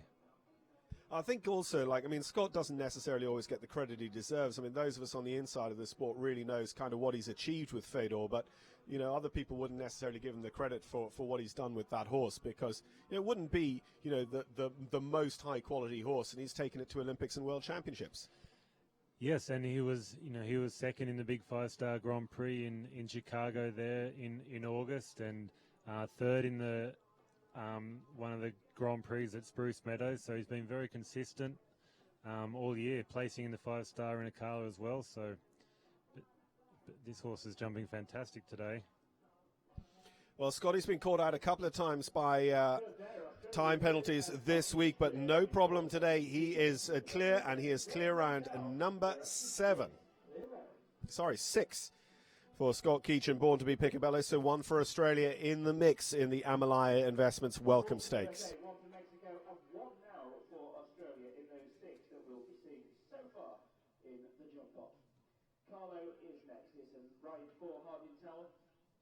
So Jack Harden Towell, Harden with us for the second week in a row as well, riding Carlo by Casal.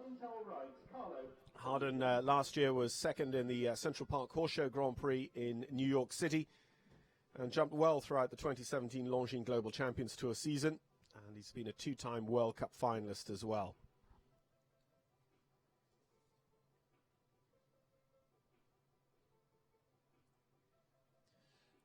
Yeah, Harden is one always in the mix of things, and he'll certainly be, trying to jump a good clear round today.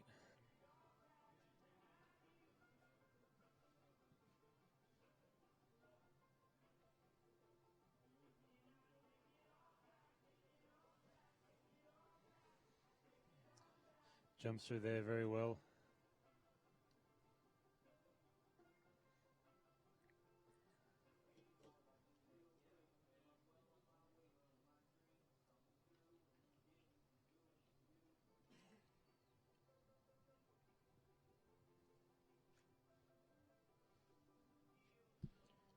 Yeah, Harden had a couple of seasons ago a very, very good start to his World Cup campaign. He was the leader of the standings right the way through, almost until the Christmas break. So just hopefully he can keep it together here down the last line. Jumps that very well. And great round. And well inside the time, 2 in a row. Harden Towell and Carlo will be back for the jump off as well. I mean, they do get a great jump over that watch face oxer going into the Longines double. We look straight across at it here in real life as well towards the US flag, and they're almost outside the wings if it was a steeplechase fence scouting at it. Yeah, we get a good view of that jump from here. And in fact, fence number 11, slightly offsided on that one, and fence 11 down, I'm afraid. Oh, unfortunately, we're just hearing there was a pole none of us saw, but confirmed in by the ring crew. It was fence 11, that bright green fence on the way to the Longines double that was down for Harden Towell. So that is a 4-fault round, unfortunately, for him. Clear with Victor Finn, DHZ, who gave us that third clear round in this competition. So Eugenio back with us, Eugenio, who steered 2 through to the winning round earlier on. Can he get 2 into the jump off here in the Amalaya? Welcome. Eugenio Garza Perez with Barriano on this occasion.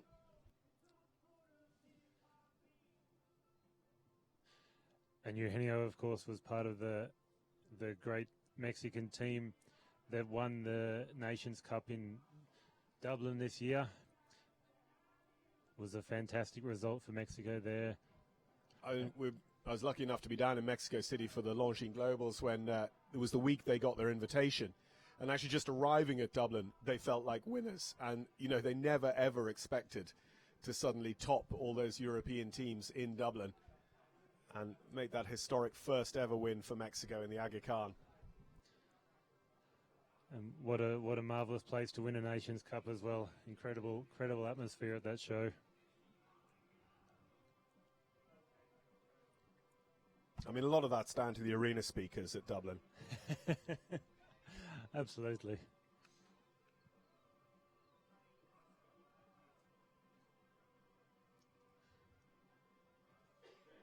Well, this is flying along very nicely. Henio earlier on with a 78.30 on the clock, so he was dallying with a time fault. He was only 0.7 of a second inside. Back rail here at the Longines double. Just a little bit far off that oxer going into the double, unfortunately. No, Barriano and Eugenio Garza Perez going to be 4 faults on this occasion. 75.09. He wasn't going to be caught out by the time for sure. Goes 10th at the moment. It's our fastest 4-faulter.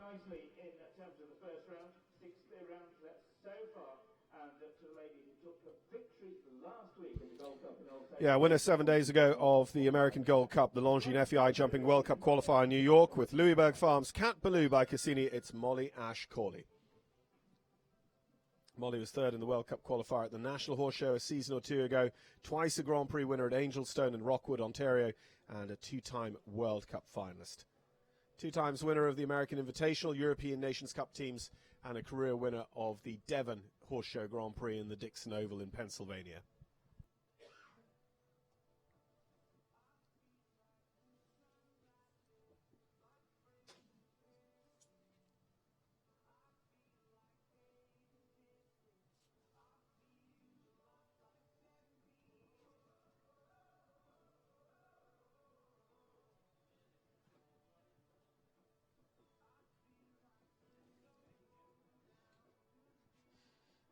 So this lovely big horse of Molly's jumped through the combination very well.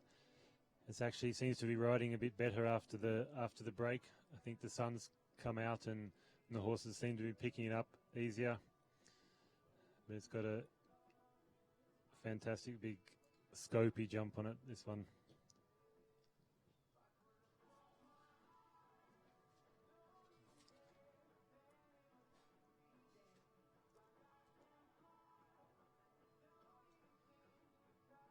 Now she just needs to bring it home down the last line.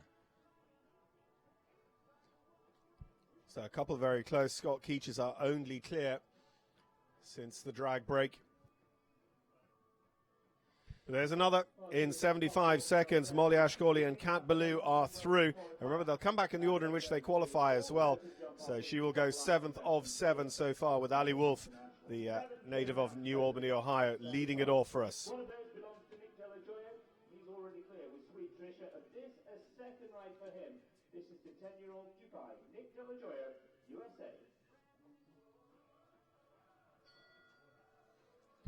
So Nick Dello Joio. Nick already with one in the jump off, returns to us this time with Sarah Ryan's Dubai. Dubai a winner for him in week 1 as well. Nick a career winner of the World Cup qualifier just outside Montreal at Bromont, and career winner of Grand Prix at Angelstone and at Lake Placid.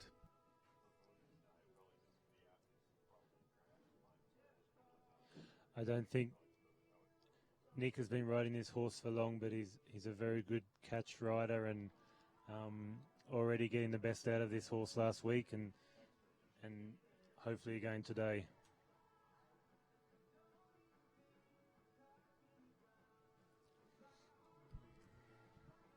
Just a hard rub at the first part of the triple combination, but it's no problem. It's clean all the way, and manages his pace all the way down to the related fence, the fans. So clear so far.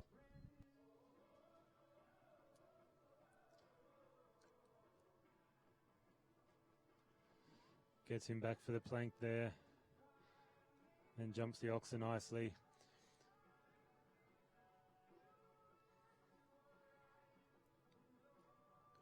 Oh, little bit of a cross, but recovers well.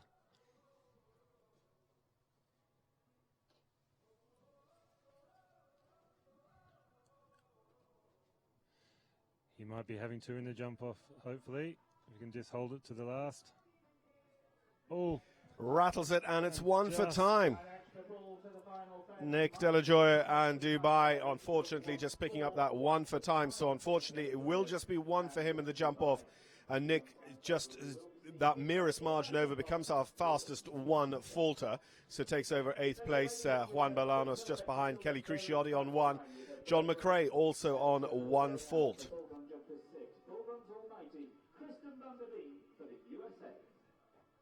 So the winner this spring of the Longines FEI Jumping World Cup qualifier in Ocala, Florida at Live Oak, Kristen Vanderveen. Kristen here with Bull Run Jumpers 6's Bull Run's Almighty by Casper. She just hasn't had the greatest of luck at getting into a jump off over this second week here of the Split Rock Jumping Tour, but she can be super quick. Yes, probably lucky for the rest of us that she hasn't got into the jump off so far. She's a very, very quick rider, and always up in the money.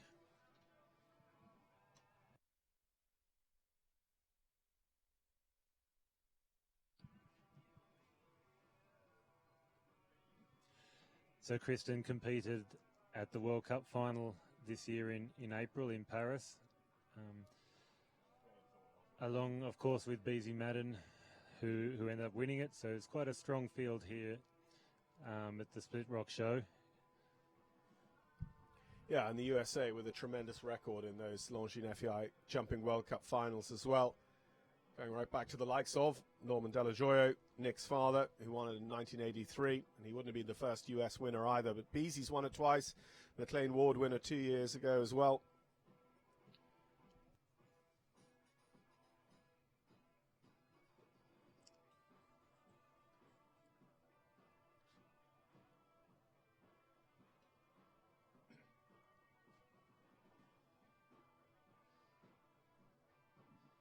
So she's doing a good job so far. And jumps that slightly tricky purple vertical there and just needs to bring it home now. Oh, sit up there.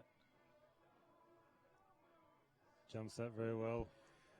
It just moves the pole on the vertical all the way to the edge of the cups. Rattles the last as well, but it is clear, and it's clear inside the time. Kristen Vanderveen is in a jump off. And makes the jump off faster.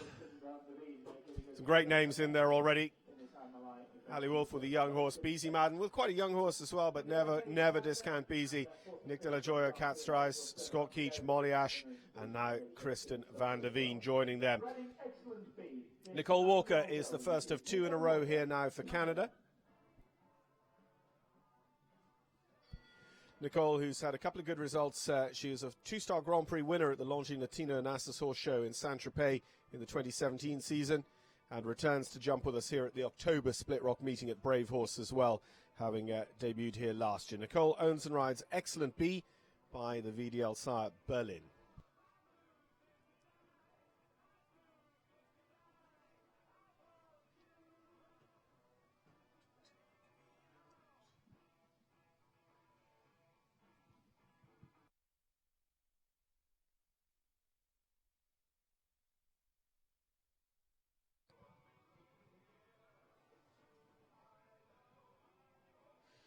Jumps very well through that combination, which is, they're finding it very easy now after the drag.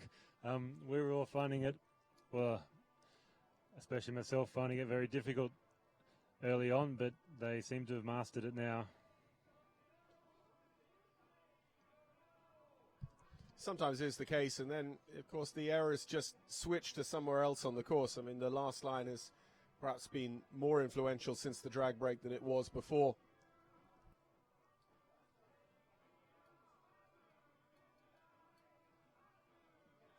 A bit of a late pole there, unfortunately.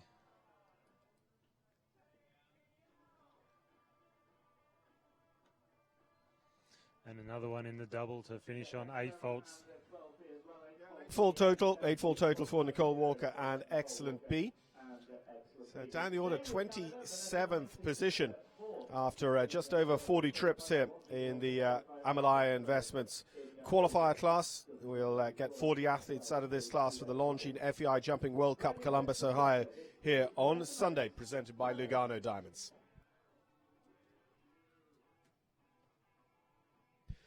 So Vanessa Mannix, and the horse with which she was top 5 here yesterday in the day 1 speed. Vanessa owns and rides Katinka by Kotoki. Took a 4th place finish in the Langley, British Columbia Longines FEI World Cup jumping as well, up at T-Bird in August. Kotoki's been producing some very good horses lately, and this one is no exception there. It's been doing very well with Vanessa lately.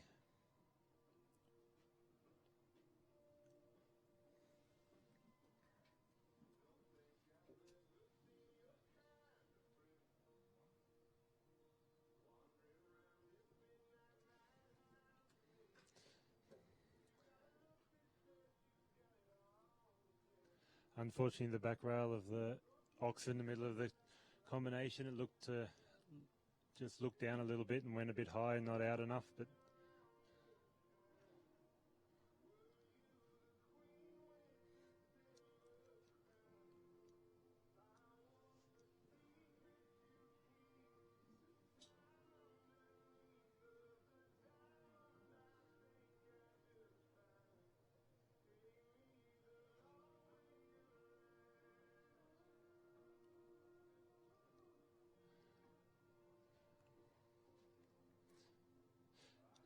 jumps the double very well at the end, and the last nicely, so it just finishes on the 4 faults. It's a nice rounder, really.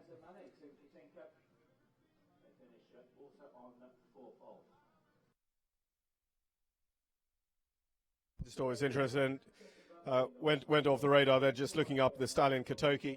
It's just a couple of interesting. Goes back to Cordon de Briere on both sides as well. The absolute gift of a stallion of the Sol Francais stud book that has been part of some of the top bloodlines right throughout the sport. Yes, he certainly made a big influence on breeding, and Kotoki's doing the same now. Some very good horses at the World Equestrian Games by Kotoki, and certainly putting his mark on the world show jumping scene. So Charlie Jacobs goes next. Charlie, this is his 3rd World Cup show of the season. He jumped at Langley, British Columbia. T-Bird jumped for a top 10 finish at the Gold Cup in upstate New York last week. A competition at which he's previously been the runner-up. He was in a 2-horse race in the jump-off against Kent Farrington in the 2016 season. Never easy to be in a jump-off up against Kent Farrington, one of the fastest riders in the world. Ken fell off and won it as well. He fell off he went through the finish beams falling and fell the other side of them. So he got to stand up, take a bow, and take the win in the Gold Cup. But Charlie wasn't too upset, as you say, beaten by a man who spent so long in the world's top 2 placings. And Charlie, you know, he does this. He's a very, very professional amateur rider.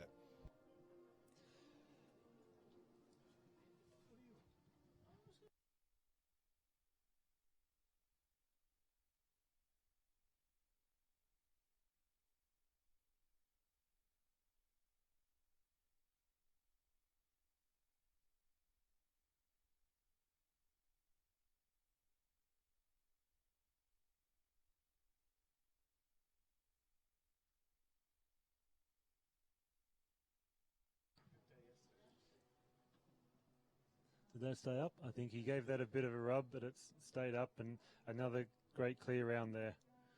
So Charlie Jacobs and Cassinia, great horse for him. The 12-year-old now by Carino gives him a clear. No, we are just seeing 4 faults on the card there. Just coming in. Yeah, they're putting up the back rail, sorry, in the Longines. Just the sun is over on that side, so just a little bit tricky for us to see. Our apologies if we're giving you duff information, but Charlie there on the floor. We heard him hit it, but we didn't see it come down.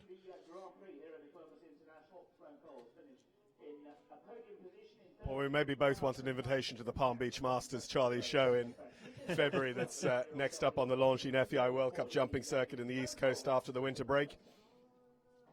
Sloane Coles and Chippendale's boy DZ for the Spring Ledge Group, another for the United States of America here. Sloane is a Grand Prix winner at Great Lakes in Michigan last year, second in the Grand Prix there this summer, and third in the Grand Prix here at Split Rock last week.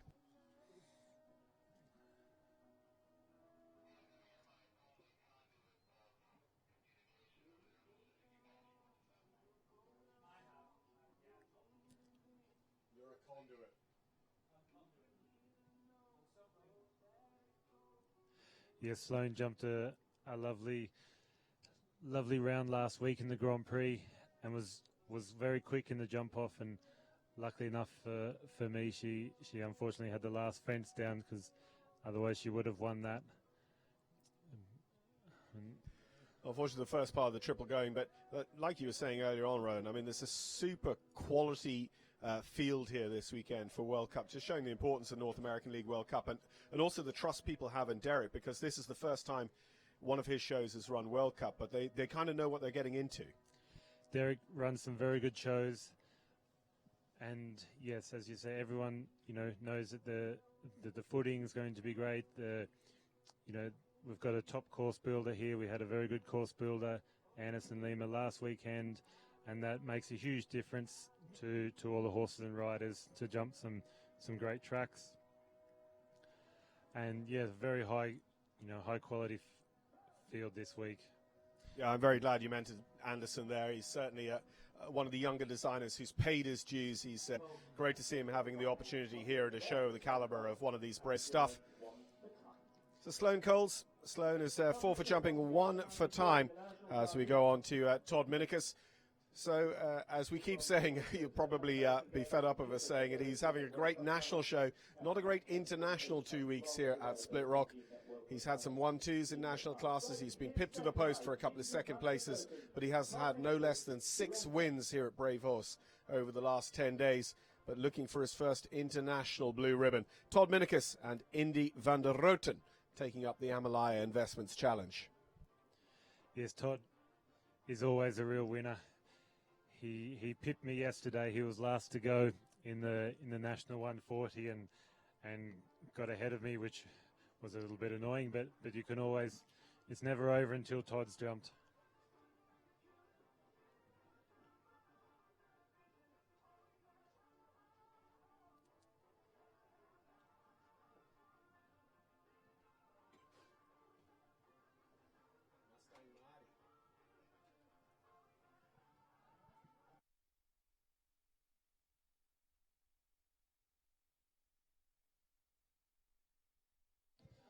Jumps through there well.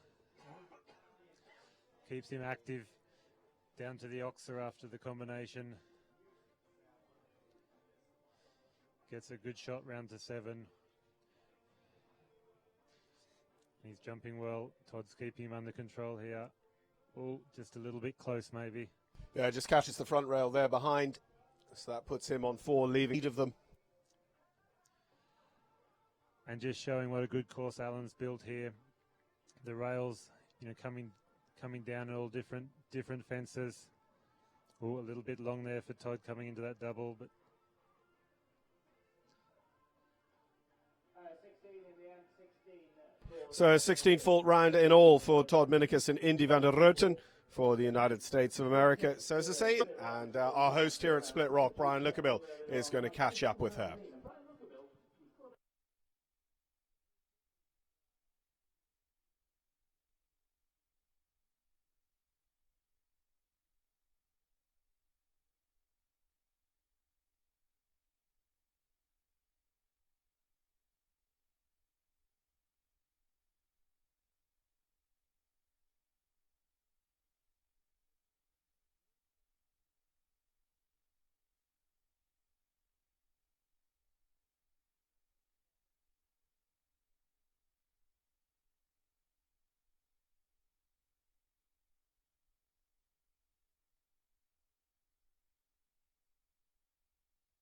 So we go on to another Australian, Thaisa Erwin with Holberg Equestrian Savita by Tangela van der Zoethoeven.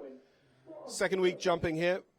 We've seen her several times at World Cup at Live Oak down in Ocala, Florida, and over in Europe in the summer season in 2014 as well. yes, Thaisa's not only Australian, but she was actually my next door neighbour back in Australia, living out on Castle Door Road in Armidale, New South Wales. So I've known Thaisa for a very long time.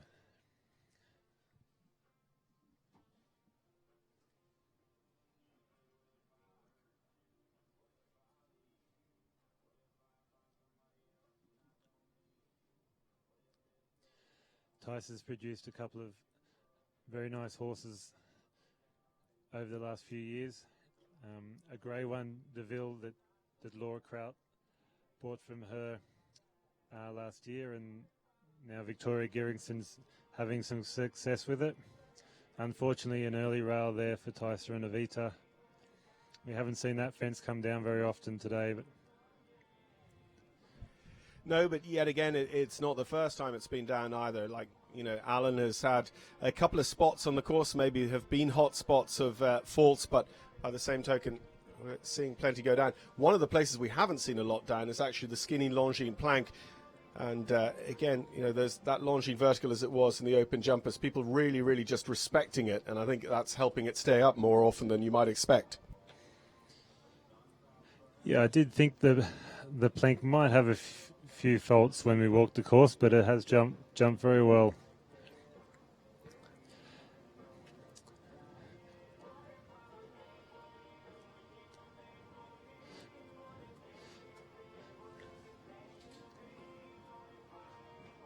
Really jumping that double there well for Thaisa. There's Erwin and Avita in the final analysis there for Holberg Equestrian. So a 13-fault round.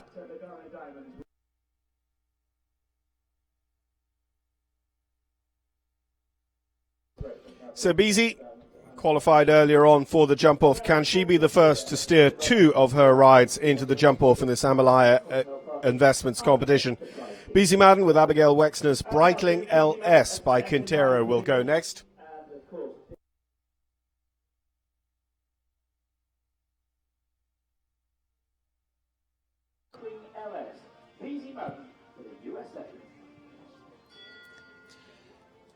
So great to have Beezie here at this show on the current World Cup champion, Breitling. It's fantastic for all of us other riders to have Beezie here just to watch, and we can always learn from watching her ride. She's such a beautiful rider, and I always enjoy watching her ride her horses on the flat in the morning. Just incredible horsewoman. Well, Beezie as well, you know, for many years under the patronage of the Wexners, who are right here in New Albany, Ohio. They held that New Albany Classic for just over 10 years and raised millions for local charities through that. But it's wonderful that they have an international horse show that Beezie can come to with their horses just 10 minutes down the road from them, still here at the Brave Horse facility.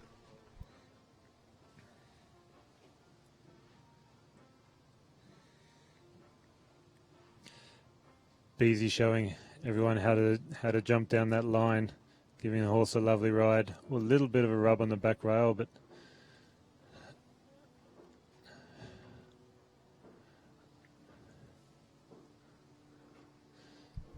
yeah, although, 5 strides is the pretty much preferred choice from 95% of competitors to that Longines plank, it doesn't exactly leave you in the face of it. You've got to be brave and jump at it all 5 strides. yeah, definitely. And now Beezie giving it a perfect ride as she always does down the last line. Strider to have 2 in our jump off. Breitling will join Chin Hin Darren Kaur, her younger Grand Prix horse, the just 10-year-old.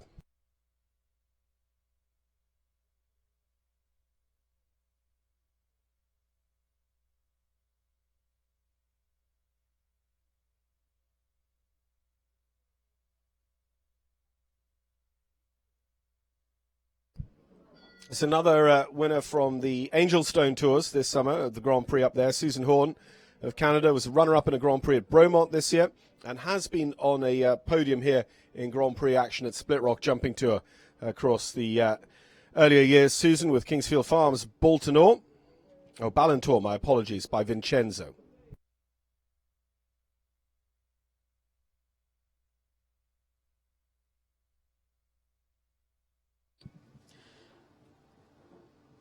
So beautiful afternoon here at the Split Rock Show. The sun coming out and perfect jumping weather, really. Susan has a nice canter around to the combination. Sits up well and jumps out nicely.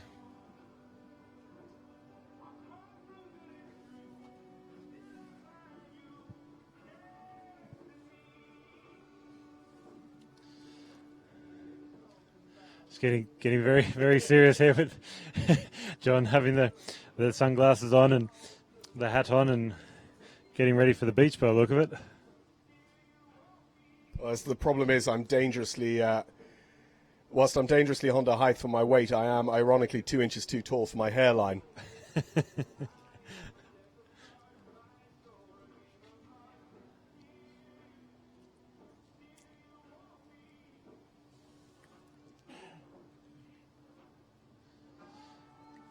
An unfortunate 4 faults there for Susan.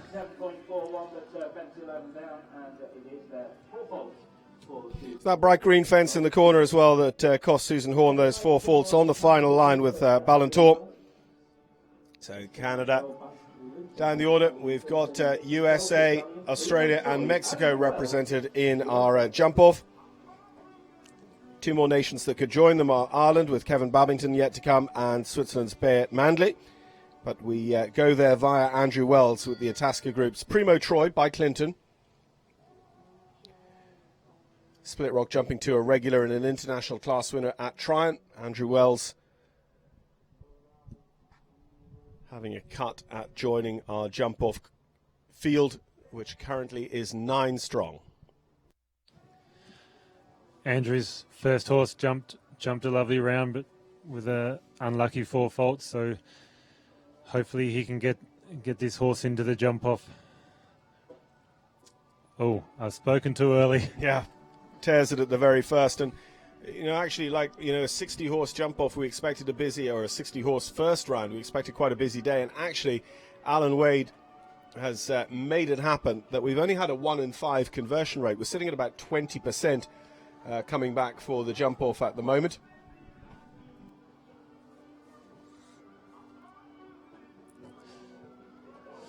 Oh, into a little bit of trouble there. And that'll be a ring-a-ding-ding from the jury. He has the disobedience at the 3rd element. He wasn't really ever going to be in a position to jump it, so now they need to reset A and B. He has to come down the line again.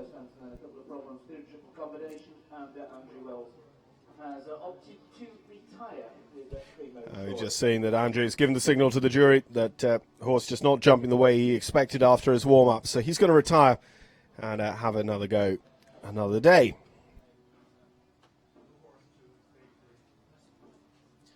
yeah, just a 9-year-old, that horse of Andrew's, and a good idea from Andrew to give him a little bit of, take him home and give him a bit of confidence before he comes back out again. So Peter Wild is back with us. Peter, who had a 4th place finish yesterday with Van der Emma, a horse that picked up just the 4 earlier on here today in this Amalaya Investments class. This time he rides Kathleen Kameen's Anthem by Unanium.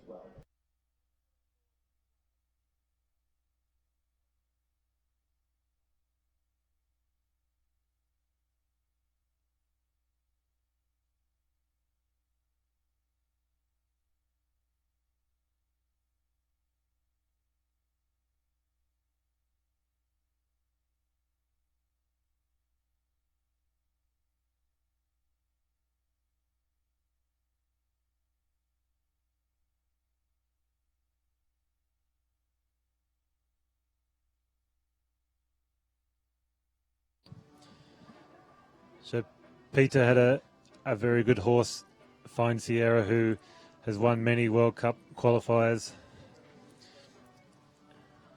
Yeah, Peter's been to 6 World Cup finals as well. Has his Olympic team gold back in Athens in 2004. Comes close to having that Animo fence early on the track.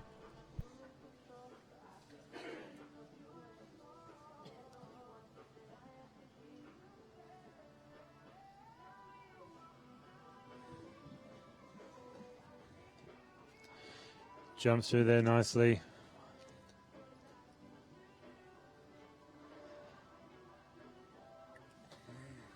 Another lovely rider to watch. Always keeping it very smooth. Unfortunately, the back rail there. So the horse flight fence hasn't caused too many problems in a long time, but gives 4 faults, unfortunately, to Peter Wild. So Peter will not steer any of his 2 rides through to the jump-off today, but will be qualified for Sunday for World Cup action here at the Longines FEI Jumping World Cup class.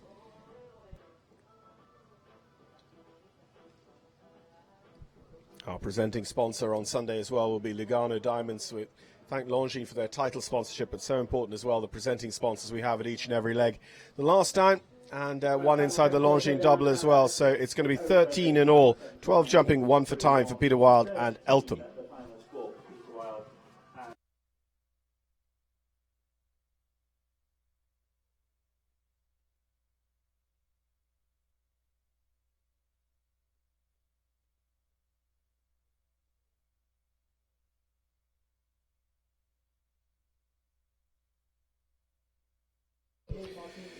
So Martien Van der Hoeven and Zero Leone by Kigali, the Augusta Pines Farm entry.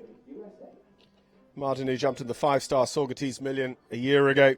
Top 5 at Great Lakes and then just outside the top 5 in the Grand Prix at the Hampton Classic this year.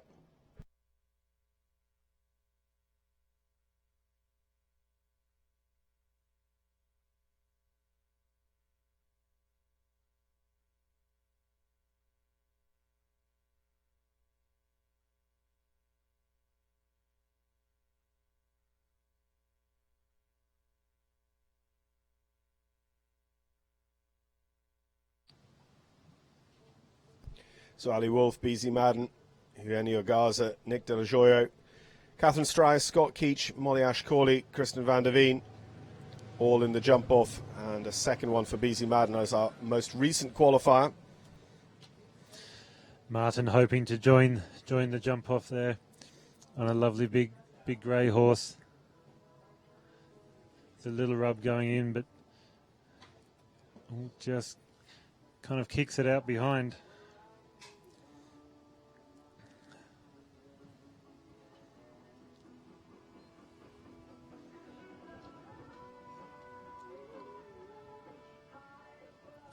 Jumps the Longines plank nicely. I'm always quite partial to a nice big grey horse, John. Well, they just catch the eye, don't they? Would be exactly the same.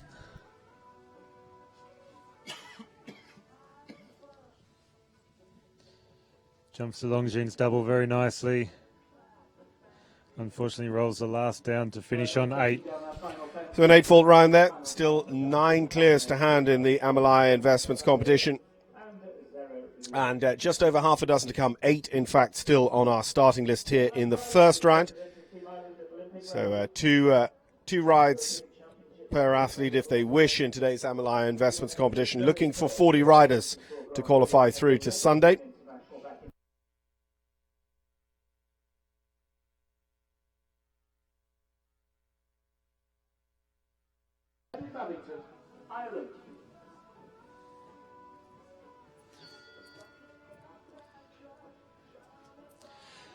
Yes, I think the 40 riders here on Sunday will be very, very high quality, with most of the riders having a good chance of if not winning, at least being in the top few places.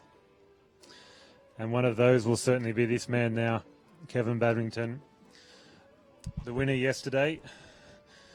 Unfortunately, just pipping me at the end, but he did a great round, and now on Super Chilled. He's been in good form with all his horses lately. Yeah, Kevin was on the most recent Irish team to win European Team Gold until they managed to seal the deal last year in Gothenburg. 2004 Olympian as well, with Deborah Wyckoff, Super Chilled by Gelvin Clover.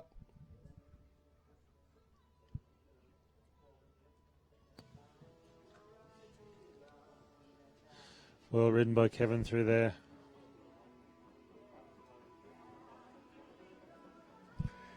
No real let up either. Like when you look across at these two oxes coming up, the Fan Oxer out of the triple combination line and the Horse Flight one, they are super square. They'll be right up to our maximum height today, which is -50.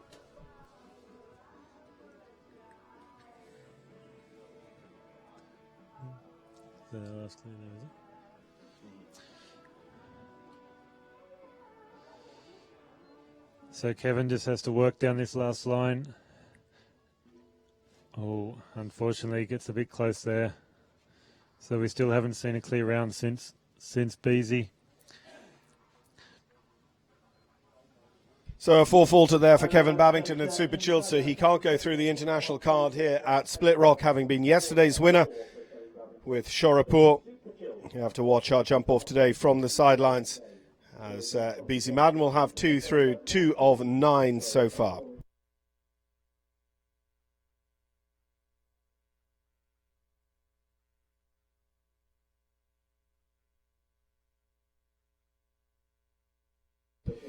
So this Colombus International, a 2-week tour for Split Rock last year and this year. Abigail McArdle and Cade won the Week 1 Grand Prix 12 months ago, riding this heartbreaker horse for David McArdle. This is their second week with us this year as well. 2012 North American Young Rider individual gold medalist, who's ridden to Nations Cup level for the US. As we mentioned before about Kotoki putting a stamp on the world show jumping scene at the moment, Heartbreaker has certainly made his mark over the last probably 10 years with some very good horses, and this one is one of those.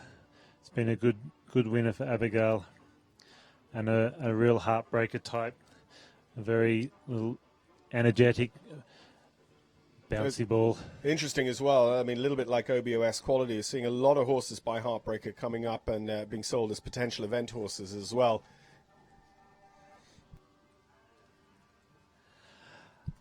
And there's a great listed stallion by Heartbreaker. I think he stands in Ireland, but exceptionally well named because he's called Womanizer.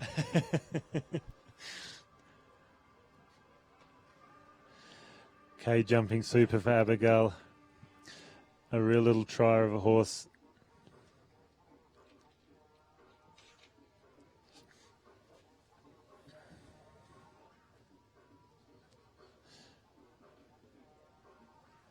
And another one. 2 in a row. Abigail McArdle and Cade have the second 2 last fences down, so it is 8 faults for them. See, that's going to put them outside the top 30. 9 are qualified to come back for the jump off. Mattias Tromp, Harden Towell, Eve Jobs, Beat Manley, Margie Engle and Christine McRae all to come back to us now, looking for their chances to qualify.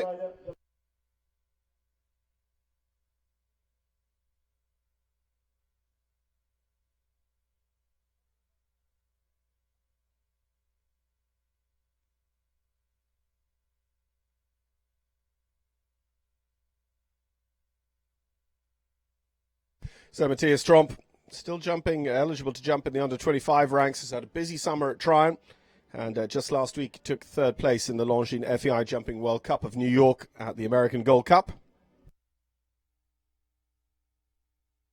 Mattias with Chicago Hoff Eversem for Swede Ventures. Animo fence down at 3, that vertical on course. And has the Stonewall pillars as well, so 8 faults before they've even got to the triple combination line.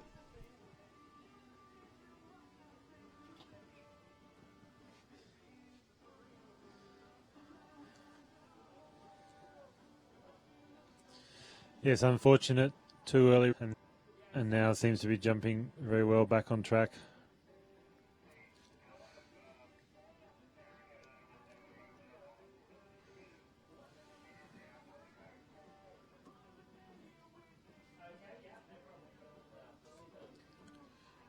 Has to work hard round there, but manages to jump it.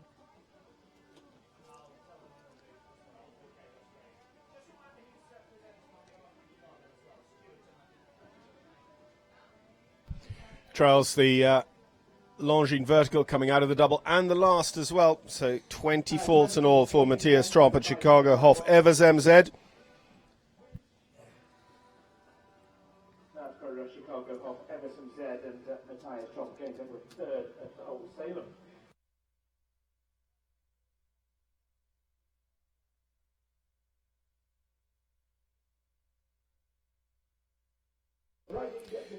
The Noise family of Amalaya Investments in the ownership of this one. Bravo, ridden by Harden Towell. Talana van Rijhoff, the sire of this one. Harden with us for the second week in a row. Two-time World Cup finalist and Nations Cup rider also for the USA. Yeah, so no pressure here on Harden to jump a clear round and get in the jump off for the sponsors.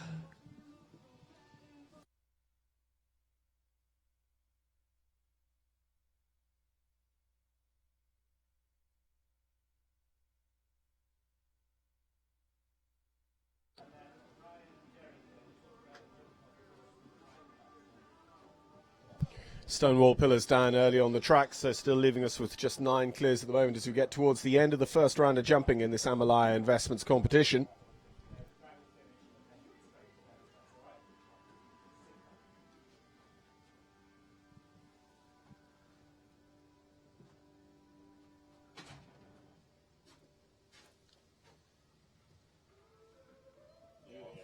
Did you catch all that?